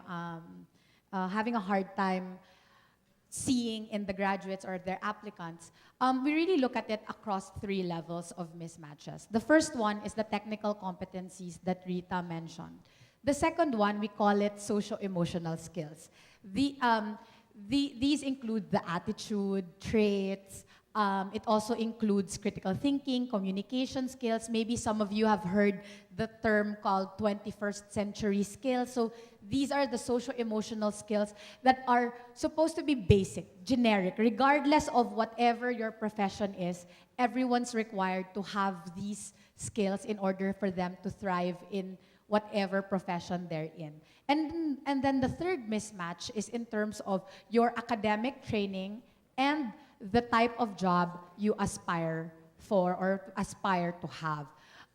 Now, I'd like to actually highlight first, and because I now have a captive audience of HR managers, I think we in PBED think that it's very important to do away with the third, to a certain extent, the third level of mismatch, which is the academic training and the profession, because we should really go away from this highly credential-based hiring, so that, in terms of whenever you put out terms of reference, job descriptions, you always put there minimum college requirement for certain job positions that might not require that. Like, say, for example, attendant of an ice cream distribution stall, like a Mr. Softy, for example. You don't need a college degree to serve ice cream, correct? But then for some people, or at least for some managers, they're still, or HR managers, they're still kind of stuck in this notion that, because this is in sales, I will hire someone with a BSBA degree or BS Commerce degree, right? So I'd like to actually highlight a very critical point in the question, which is the importance of competencies and what we should, and so in terms of the mindset that we should all have, which is, what do we then look for? It's not just about the degree. It's really about what the person can do and how the person acts in that particular job role. But to directly answer the question, which are the most difficult, or the usual competencies that we find lacking in many graduates. There was a study by the World Bank, and they mentioned and that it was also a survey of employers, and employers were kind of in agreement that it's actually in the social-emotional skills, because the technical skills, it's kind of easier to teach, but then in terms of the social-emotional skills, it's really harder to find that in the graduates. So what Rita said about communication, it doesn't have to be one language, right? It can just be how can you actually make yourself understood, and do you actually understand the other person you're communicating with, and being loyal in a job, for example, or having integrity. These are the skills that I think, or at least that study mentioned. Now, because I'm in the nonprofit development world. And I'm also an employer, and actually I just hired a couple of people this week, and I've been to a couple of interviews. For me, it's really hard to find, at least in terms of competencies, it's quite hard to find people who share the same values as your organization. In PBED, we really like people who are dedicated, passionate about the national or the country's development. For many of the applicants, it's just about the job. So that heart, I guess, I don't know if that is a competency and if you can quantify that, and if there's a test to test for heart. But the heart for the cause is something that's quite hard for us to find in the development world. Okay, so basically what I'm hearing really are two of the same things. You hire for attitude, which is probably what you say, the social emotional aspect, and you were talking about attitude, and the technical skills, you can train for them. Because if they don't have the basic trait or the attitude or the value that you're looking for, it's probably better to think twice, because when it comes to the technical skills, one can always train. And I'm glad to hear what you're saying, that, we think of our companies as learning organizations, because academia sometimes thinks that they have to produce graduates who are work-ready. But learning doesn't stop in the academe. It continues with our, when they start working. Learning never changes. So in PMAP does a research among industries. And I think I had seen 4 runs of this research already. And I just like to say, it's always the equation 3C plus I that's coming out. What's the 3C? It's always coming out as competencies that are always challenging for companies, because they find that the academe or the recent graduates probably don't fare very well. One is communication, as I said earlier. And the other one, another C, what do you think? Critical thinking, always coming out. Problem solving, decision making, and the other C would be collaboration, which is very crucial. So 3C plus I, initiative. We're always looking for graduates who take the initiative. Anyway, you both have problems. You both have programs, not problems, that talks about partnership with the academe to nurture the future talents of your organization. I'm sure you mentioned about your engineering program and so forth. But my question is, what boundaries, obstacles, or challenges do you face, or are you facing in the implementation of your programs to address the skills gap?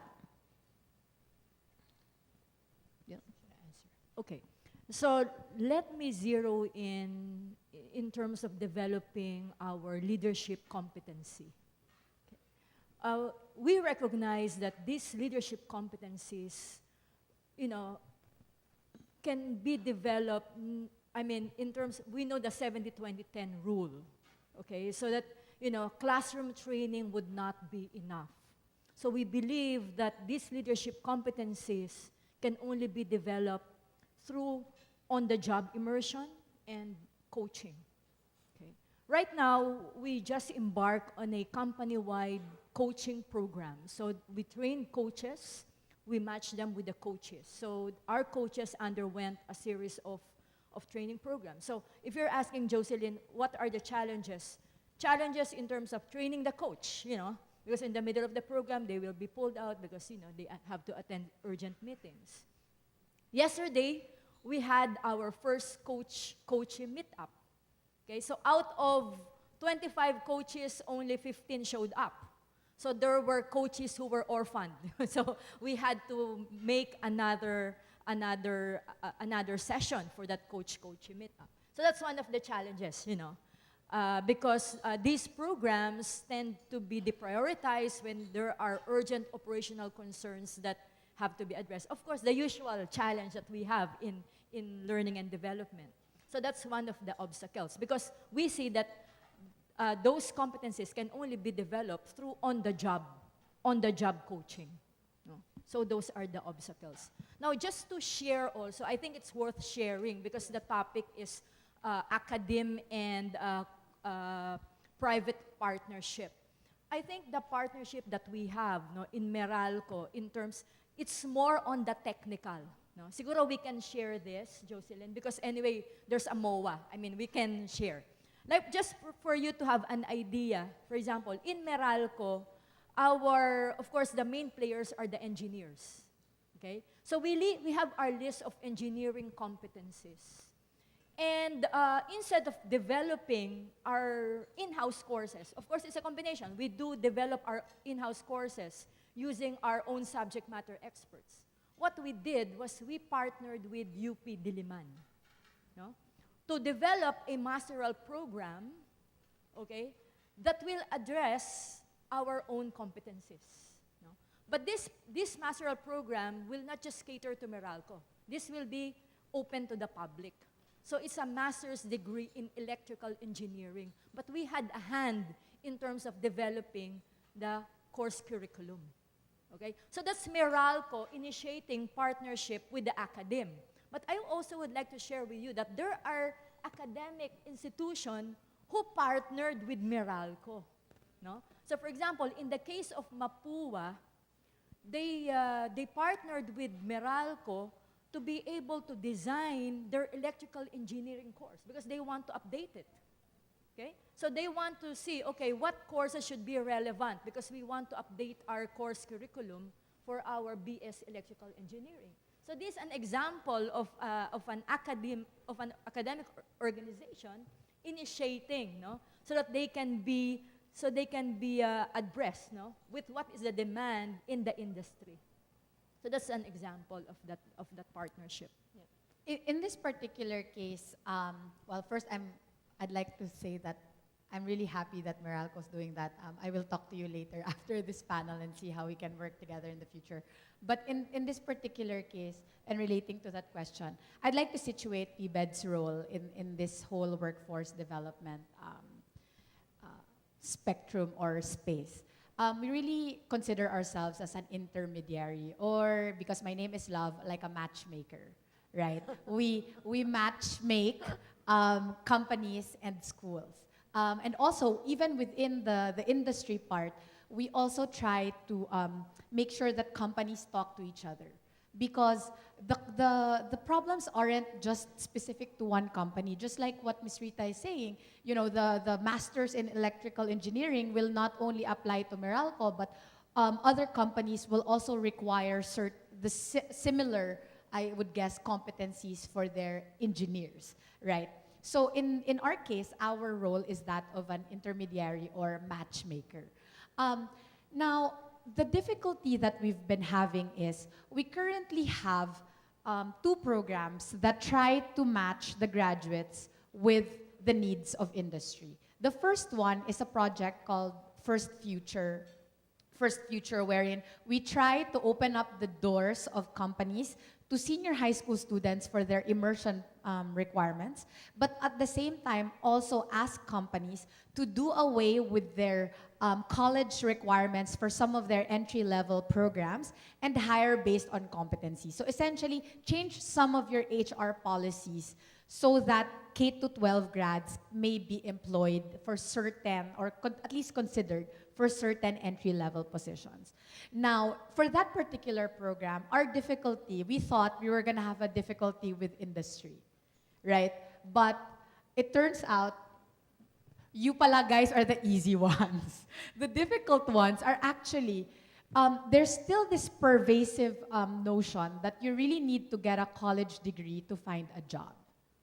And so our difficulty was actually, has been getting K-12 grads to even apply. So just to give you some numbers, we've already gotten, like in the past 6 months that we've been trying to, recruit companies, we've already gotten a pledge of over 7,000 employment positions that companies were willing to open for K-12 grads. They're like, oh, sana yung mga aplikante? Wala, right? Because many of them also went to... So the thing is, they probably didn't need a college degree to get those jobs, but there's still that desire for a college degree. We're saying it can be a problem because you're over-investing in something when you don't need that for you to get the job that you want, right? So that's one difficulty. The other project that we're trying to that we've been implementing is something called Youthworks, wherein we were designing dual training programs or work-based training programs with industry, schools or TVIs in this particular case, technical vocational institutes, and getting youth not in education, employment, or training to train with the company and at the same time be enrolled in a school, because as what Ms. Jocelyn is saying, learning does not end when you graduate from your academic institution. Learning is a lifelong process, right? And we think that industry has a very critical role to play in making sure that this lifelong learning principle is actually being experienced by many Filipinos. Now, our difficulty is, or has been, not that, it's naman on the industry side, because there's still that notion, or many HR, and I'm sure the people who are in this room are the more progressive ones, right? But many of our HR practitioners that we've talked to have been quite resistant, because it's quite easy to screen people based on, like, oh, this person can already do the job kasi may college na to, or hindi to patapon kasi hindi naman to out of school youth, straight out of college, di ba? Or yung tipong, pag out of school youth kasi ay 3 taon na siyang hindi nagtatrabaho. So ano kayang ginagawa nito? Tambay ba to? Addict ba to? Yung mga ganyan. So even though the CEOs who are members of PBED are very open, some of the HR professionals that we've talked to are the more resistant ones in at least, opening their doors to actually train those who are not yet employees. So, in terms of this, we're really calling for more companies, or at least HR, and I'm happy you're here, and maybe you could spread the gospel to your HR colleague, that industry has a role to play, because you don't want that by the end of the day, like at the end of the day, when you, for example, get them, it's too late kasi tapos na sila eh.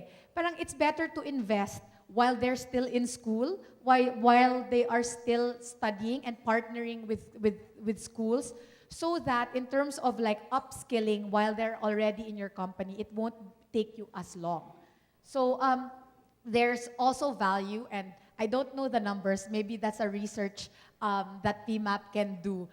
How much do you save on recruitment costs and upskilling costs if you were to invest, to front load your investment in human resources while kids or learners are still in school versus just waiting for them by the time they've graduated, join your company, and then you'd have to like upskill them so that they can actually perform their job functions or the functions that you hired them for. So I will stop there because I think you have some questions. But yeah, I think in terms of this, ensuring employability of graduates, there are so many players in play and also factors that should be considered. But we're hoping that more and more this gospel of working with the working relationship between companies and schools could be spread to more partners. May I react to yeah, I Lau? was going to ask you to react to Yeah. it. Actually, there is in terms of hiring, hiring non-college graduates, Well, sa HR kasi 'di ba meron tayong tinatawag na job specification. Nakasulat doon for you to get promoted to this particular level. These are the requirements. You have to be a college graduate. So sometimes, like for example, in our company, if it's stated in the job specification that you need to be a college graduate, you can only reach a certain pay grade. So you get stagnated in that part if you're not a college graduate. So you have to influence para palitan nila yung policy na yon. Okay? Now, ang nakikita ko, Love, na isang challenge also in terms of finding employment for the graduates of the grade 11 and 12.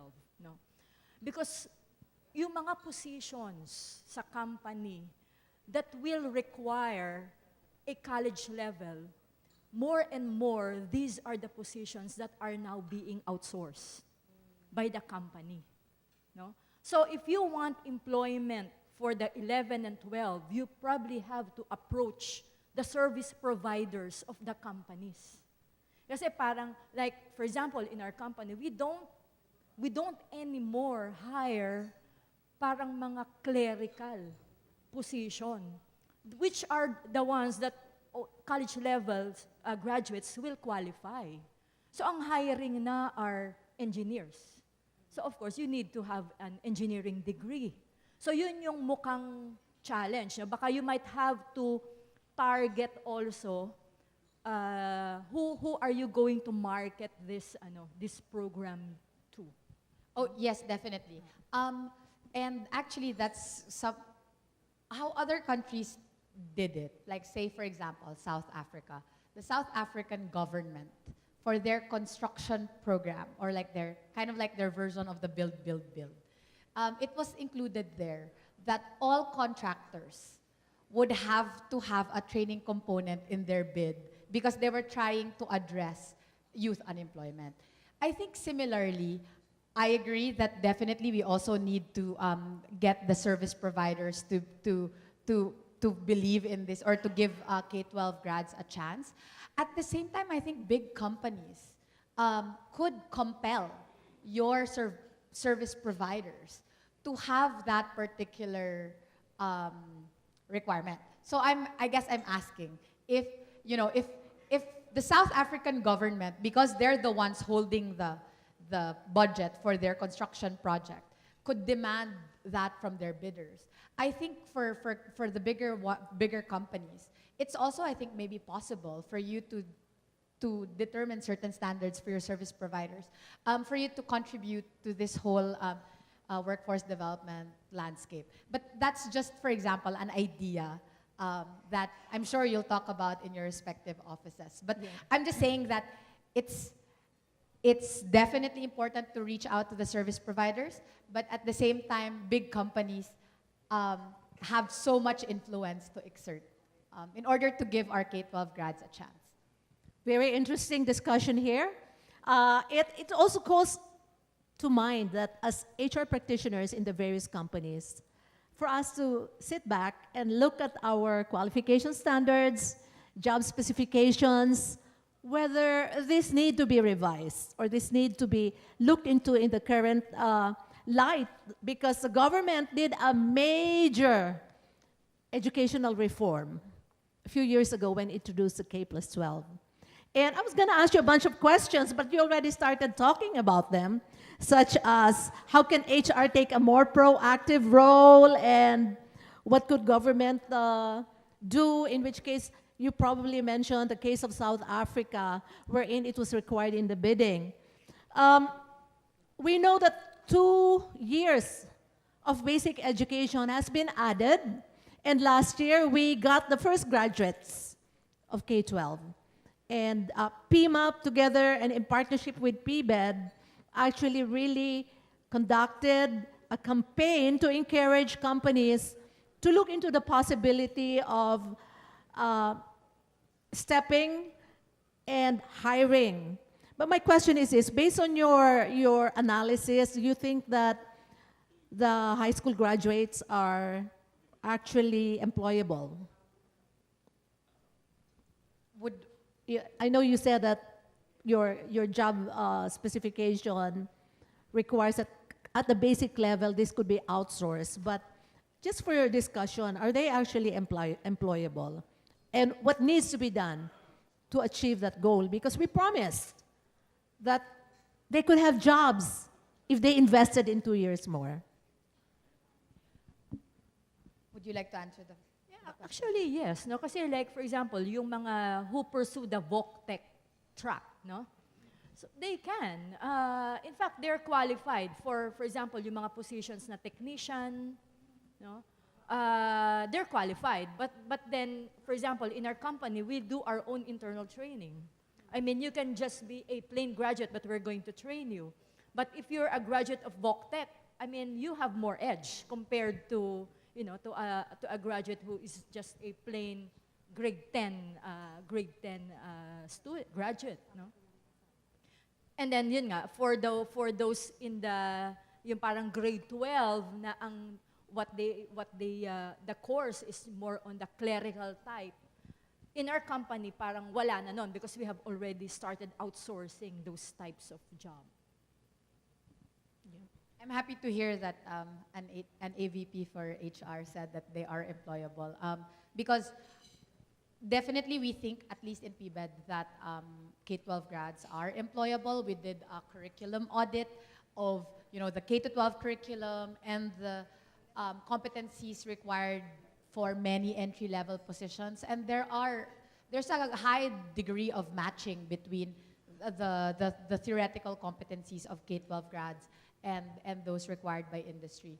Although I want to say that it would be good to have more of these types of conversations, especially coming from PMAP and HR and your HR network, because it's really you guys who have the most credibility in saying that K-12 grads are employable, right?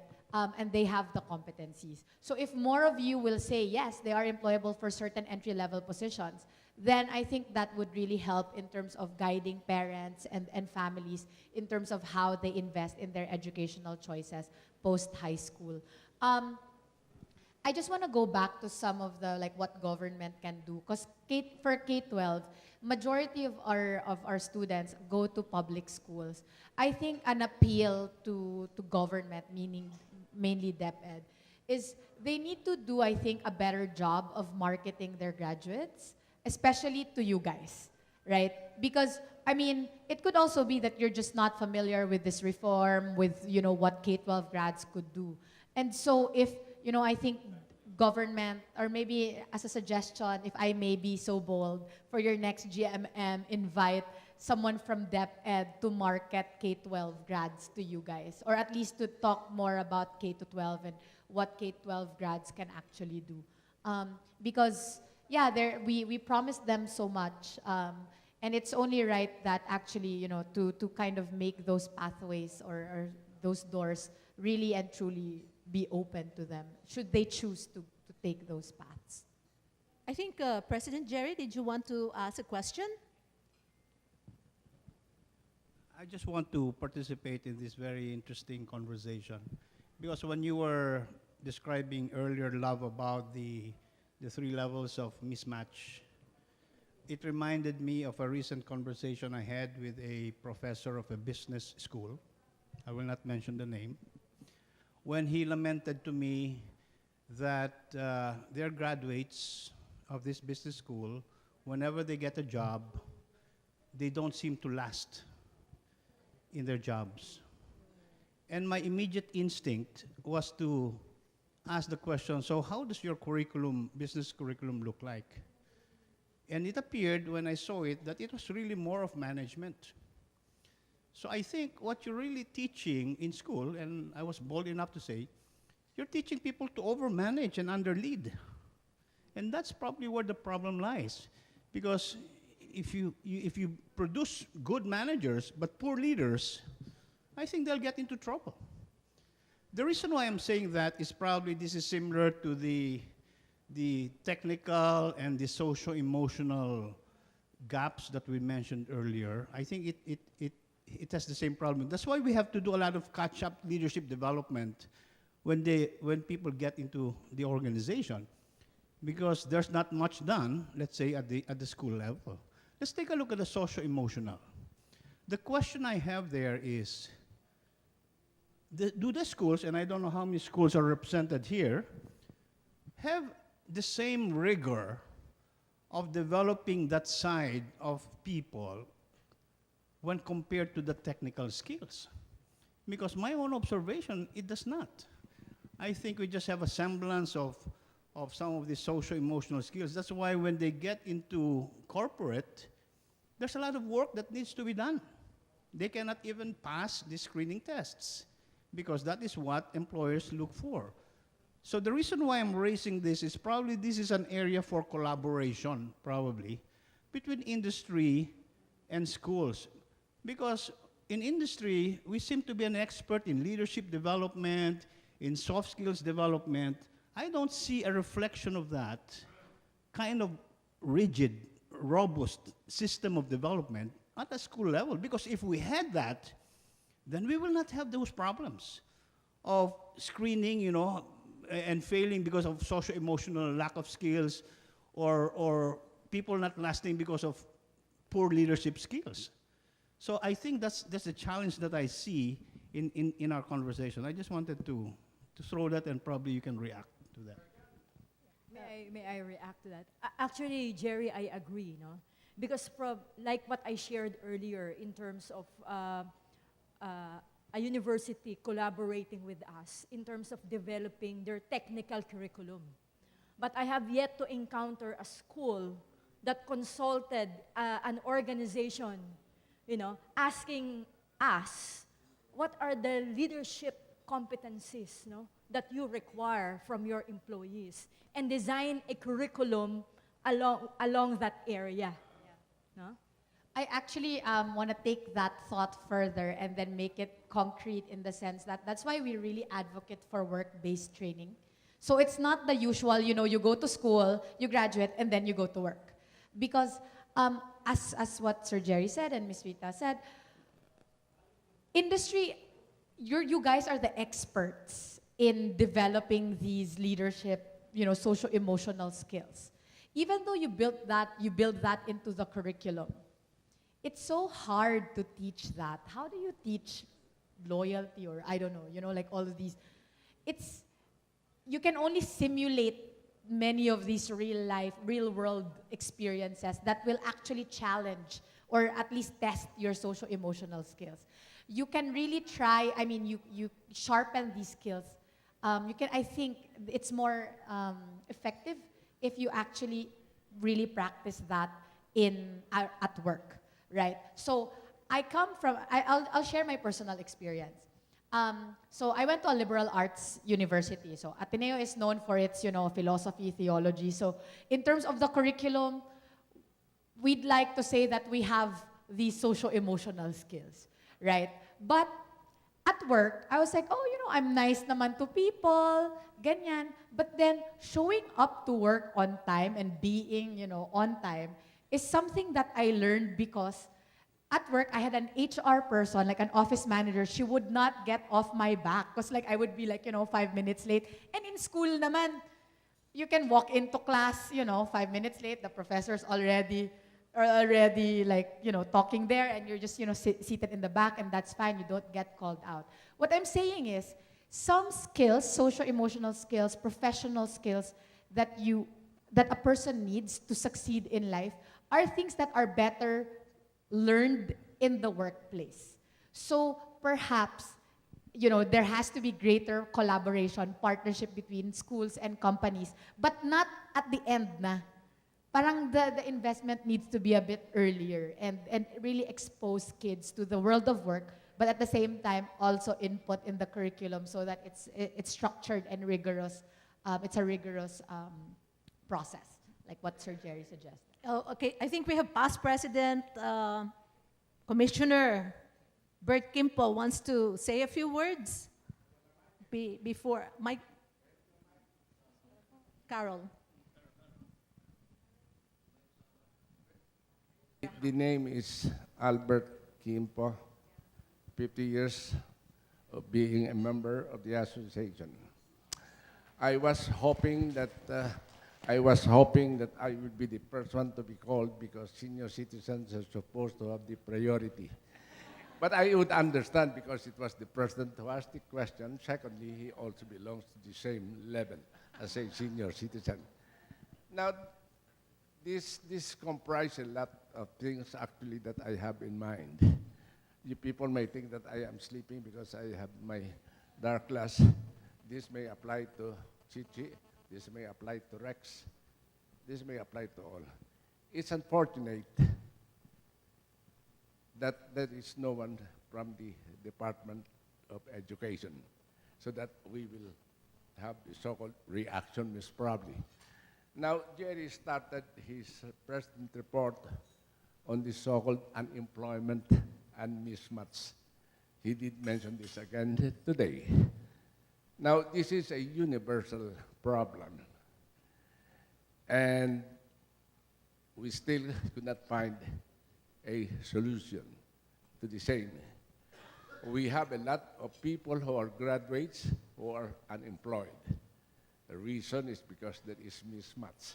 How do we find a solution to this kind of problem? Secondly, somebody touched on sex exploitation of children. This is a big problem, actually, and it's so undescribable. It's so horrendous a problem, actually, for parents for exploiting their children, selling their own children, even committing this kind of crime that cannot be maybe found in any dictionary, or whoever is the author is. Secondly, the thing that bothers me actually is our country is confronted with a lot of problems.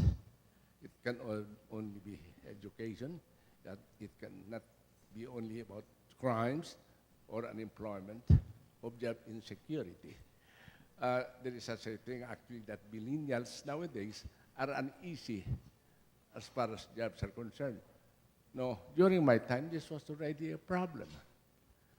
People actually who believe or feel that they can do better actually cannot be stopped from looking for greener pasture. Let me mention this experience. I'm 82 years old, and it has become a habit on my part that every time I look at the newspaper, the first thing I look at is the classified ads. Would that mean that I am still looking for a job at age 82? No, it has become a habit. Now, another thing actually on the educational side, this is our problem. Most companies actually prepare graduates coming from schools like, you know what I mean, the UP, Ateneo, LaSalle. These are the best schools that they would want to consider. Even our times, we give priority or preference to this kind of school. But this should not be the situation right now, because we have a lot of institutions in this country who can have graduates. Now, I would like to react also on Rex's statement that we have a problem as far as English is concerned. Now, other countries are trying to introduce English, but we have to consider that Filipinos are being considered abroad because of our knowledge in English. Now, if you go to the Southeast Asian countries, actually, you go to Vietnam, you go to Ho Chi Minh, you go to Saigon, you go to Cambodia, you go to Bangkok, you go to Korea, you go to Japan. You talk to people there, and they still could not understand English. We cannot communicate with these people. That's why I beg to disagree with what Rex is saying. Now, again, another problem is people who are graduates of schools in Metro Manila are better off than people who are graduates in the provinces. I am an alumnus of a province, and I don't remember having carried books when I go to school. I only have one notebook. I put it at the back of my pants actually, and just attend classes. Nowadays, you see children in the elementary grade, they could hardly carry the things or the books that they have. So what would that mean? That means they have a better preparation. But still, it does not apply. We still have a lot of people in the provinces, actually, that can do better. That can do better. Like, for example, 2 years ago, this was a shock as far as the different law schools or institutions in this country are concerned. Why? Because no one from among the Metro Manila graduates of the College of Law topped the bar. Where did they all come from? We have somebody from the University of Vizcaya, all from the provinces. What can be the reason? So, I mean, this is still a buffer. This is still a problem. Why we have, or why we are encountering this kind of problem? Education, training, or what not? We do not know. I did not have that much training. That's why I still had that kind of learning to learn or to know more. At my age, actually, I should be just lying down, sleeping, watching TV. But what am I here? I seldom miss meetings of the association. I have been in this group for the last 50 years. So, 32 years of my life, I spent it with Pima. What is the reason? Maybe it's my love for the organization, it's my love for the people, it's my love to interact. The only unfortunate thing is I cannot fall in love anymore, except for my... Thank you for that, sir. I would like to react to what you Yes, just lovely. said. Go ahead. Thank you. What you said is, it's such a complex problem, very complicated. There are a lot of levels. You mentioned, regional disparities. You also mentioned, in terms of like with English, with crimes that are associated with lack of economic opportunities. In terms of, the need to communicate, and also in terms of like the skills mismatch. But I'd like to go back to the first comment you mentioned, or the question you raised, which is, what is the solution to the problem? I think there's no one silver bullet for this very complicated problem, just as you shared. But at PBED, we would like to offer some suggestions as to how we could address at least the skills gap, or the difference, or the problem of making sure that our graduates are employable. And actually, most of these suggestions involve HR industry and also academia.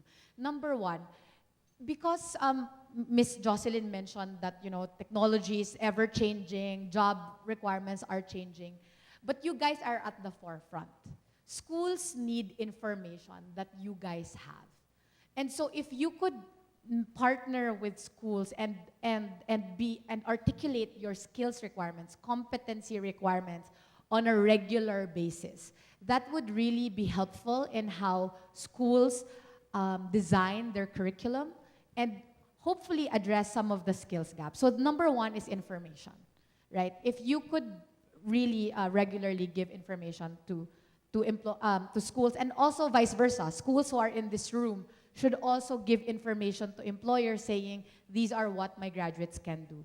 Secondly, you guys need to open your doors to training, not just for your in-house training of those you've already employed, but open your doors to more on-the-job training, immersion, work-based training, so that your investments can be front-loaded, so that by the time they graduate, they're already job ready, or at least up to a standard that you require. And thirdly, because again, my name is Love, I like relationships. I hope you foster more partnerships, more relationships, collaborative relationships with not just schools, but also amongst yourselves. It will be very, very powerful if industry were to come together, maybe in your sector, maybe in your geographic location, and really drive policy when it comes to the training of future generation workforce. So those are my 3 suggestions, if I may, to this problem of industry academe skills gap. Number 1, information. Number 2 is more training and for you guys to really open your doors to training. And the third one, for you to partner with each other and with schools. Thank you, Love. Yep. Excuse me. I mean, it's 3 o'clock already. We should. Yes.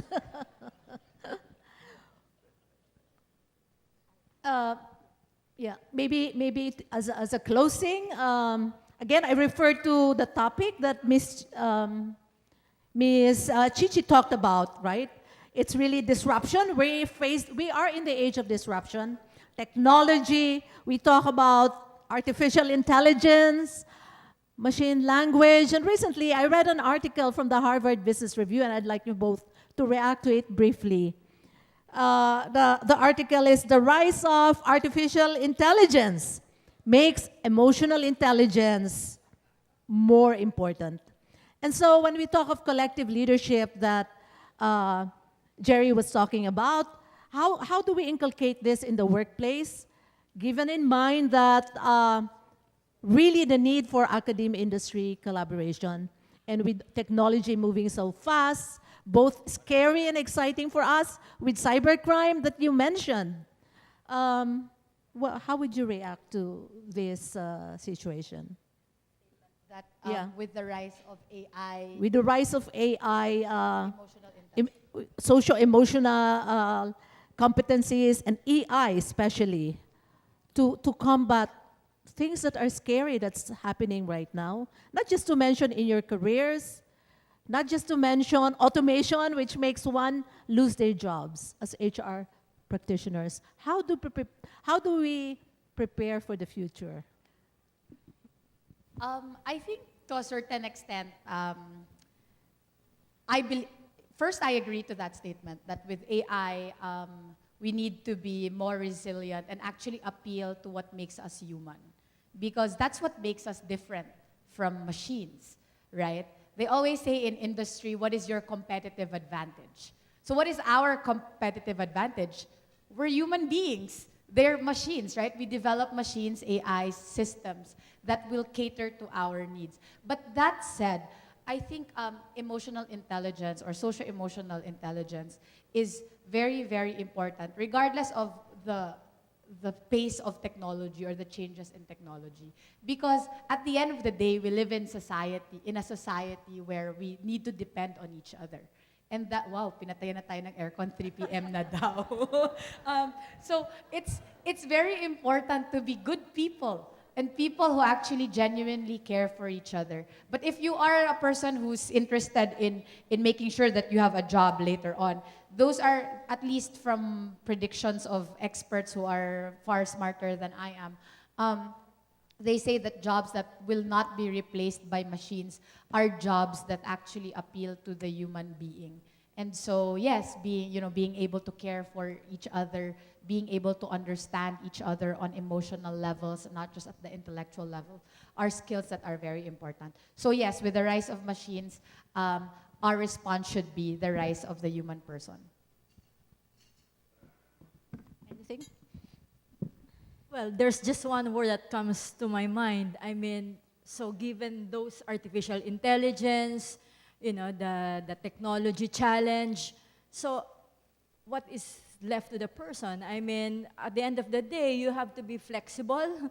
You need to have grit. So, again, mapupunta tayo sa usapan na paano mo siya i-develop sa tao. I mean, that's another long discussion, no? Right. Sabi nga ni Love kanina, how do you teach that person? Because some of those are traits, no? Not necessarily competency that can be inherent to the individual, no? So that's again another topic for discussion. discussion. Paano mo siya i-develop dun sa tao? Yes. So with that, I'd like to thank our two panelists this afternoon. Let's give them a warm hand of applause again. I would like to thank the audience, our participants, for being very participative. I thought Commissioner Kimpa was actually sleeping because of his sunglasses, but you know, he gave a synopsis of what happened from the first speaker up to the last panel discussion. So with that, thank you very much all. And this ends our GMM. Okay, thank you very much to our panel moderator, Dr. Jocelyn Pick, and our panelists, Ms. Love Basiliote and Dr. Rita Bantigue. Now, to adjourn the 645th General Membership Meeting, may we call back on stage Pima President, Mr. Jerry A. Plana, DPM.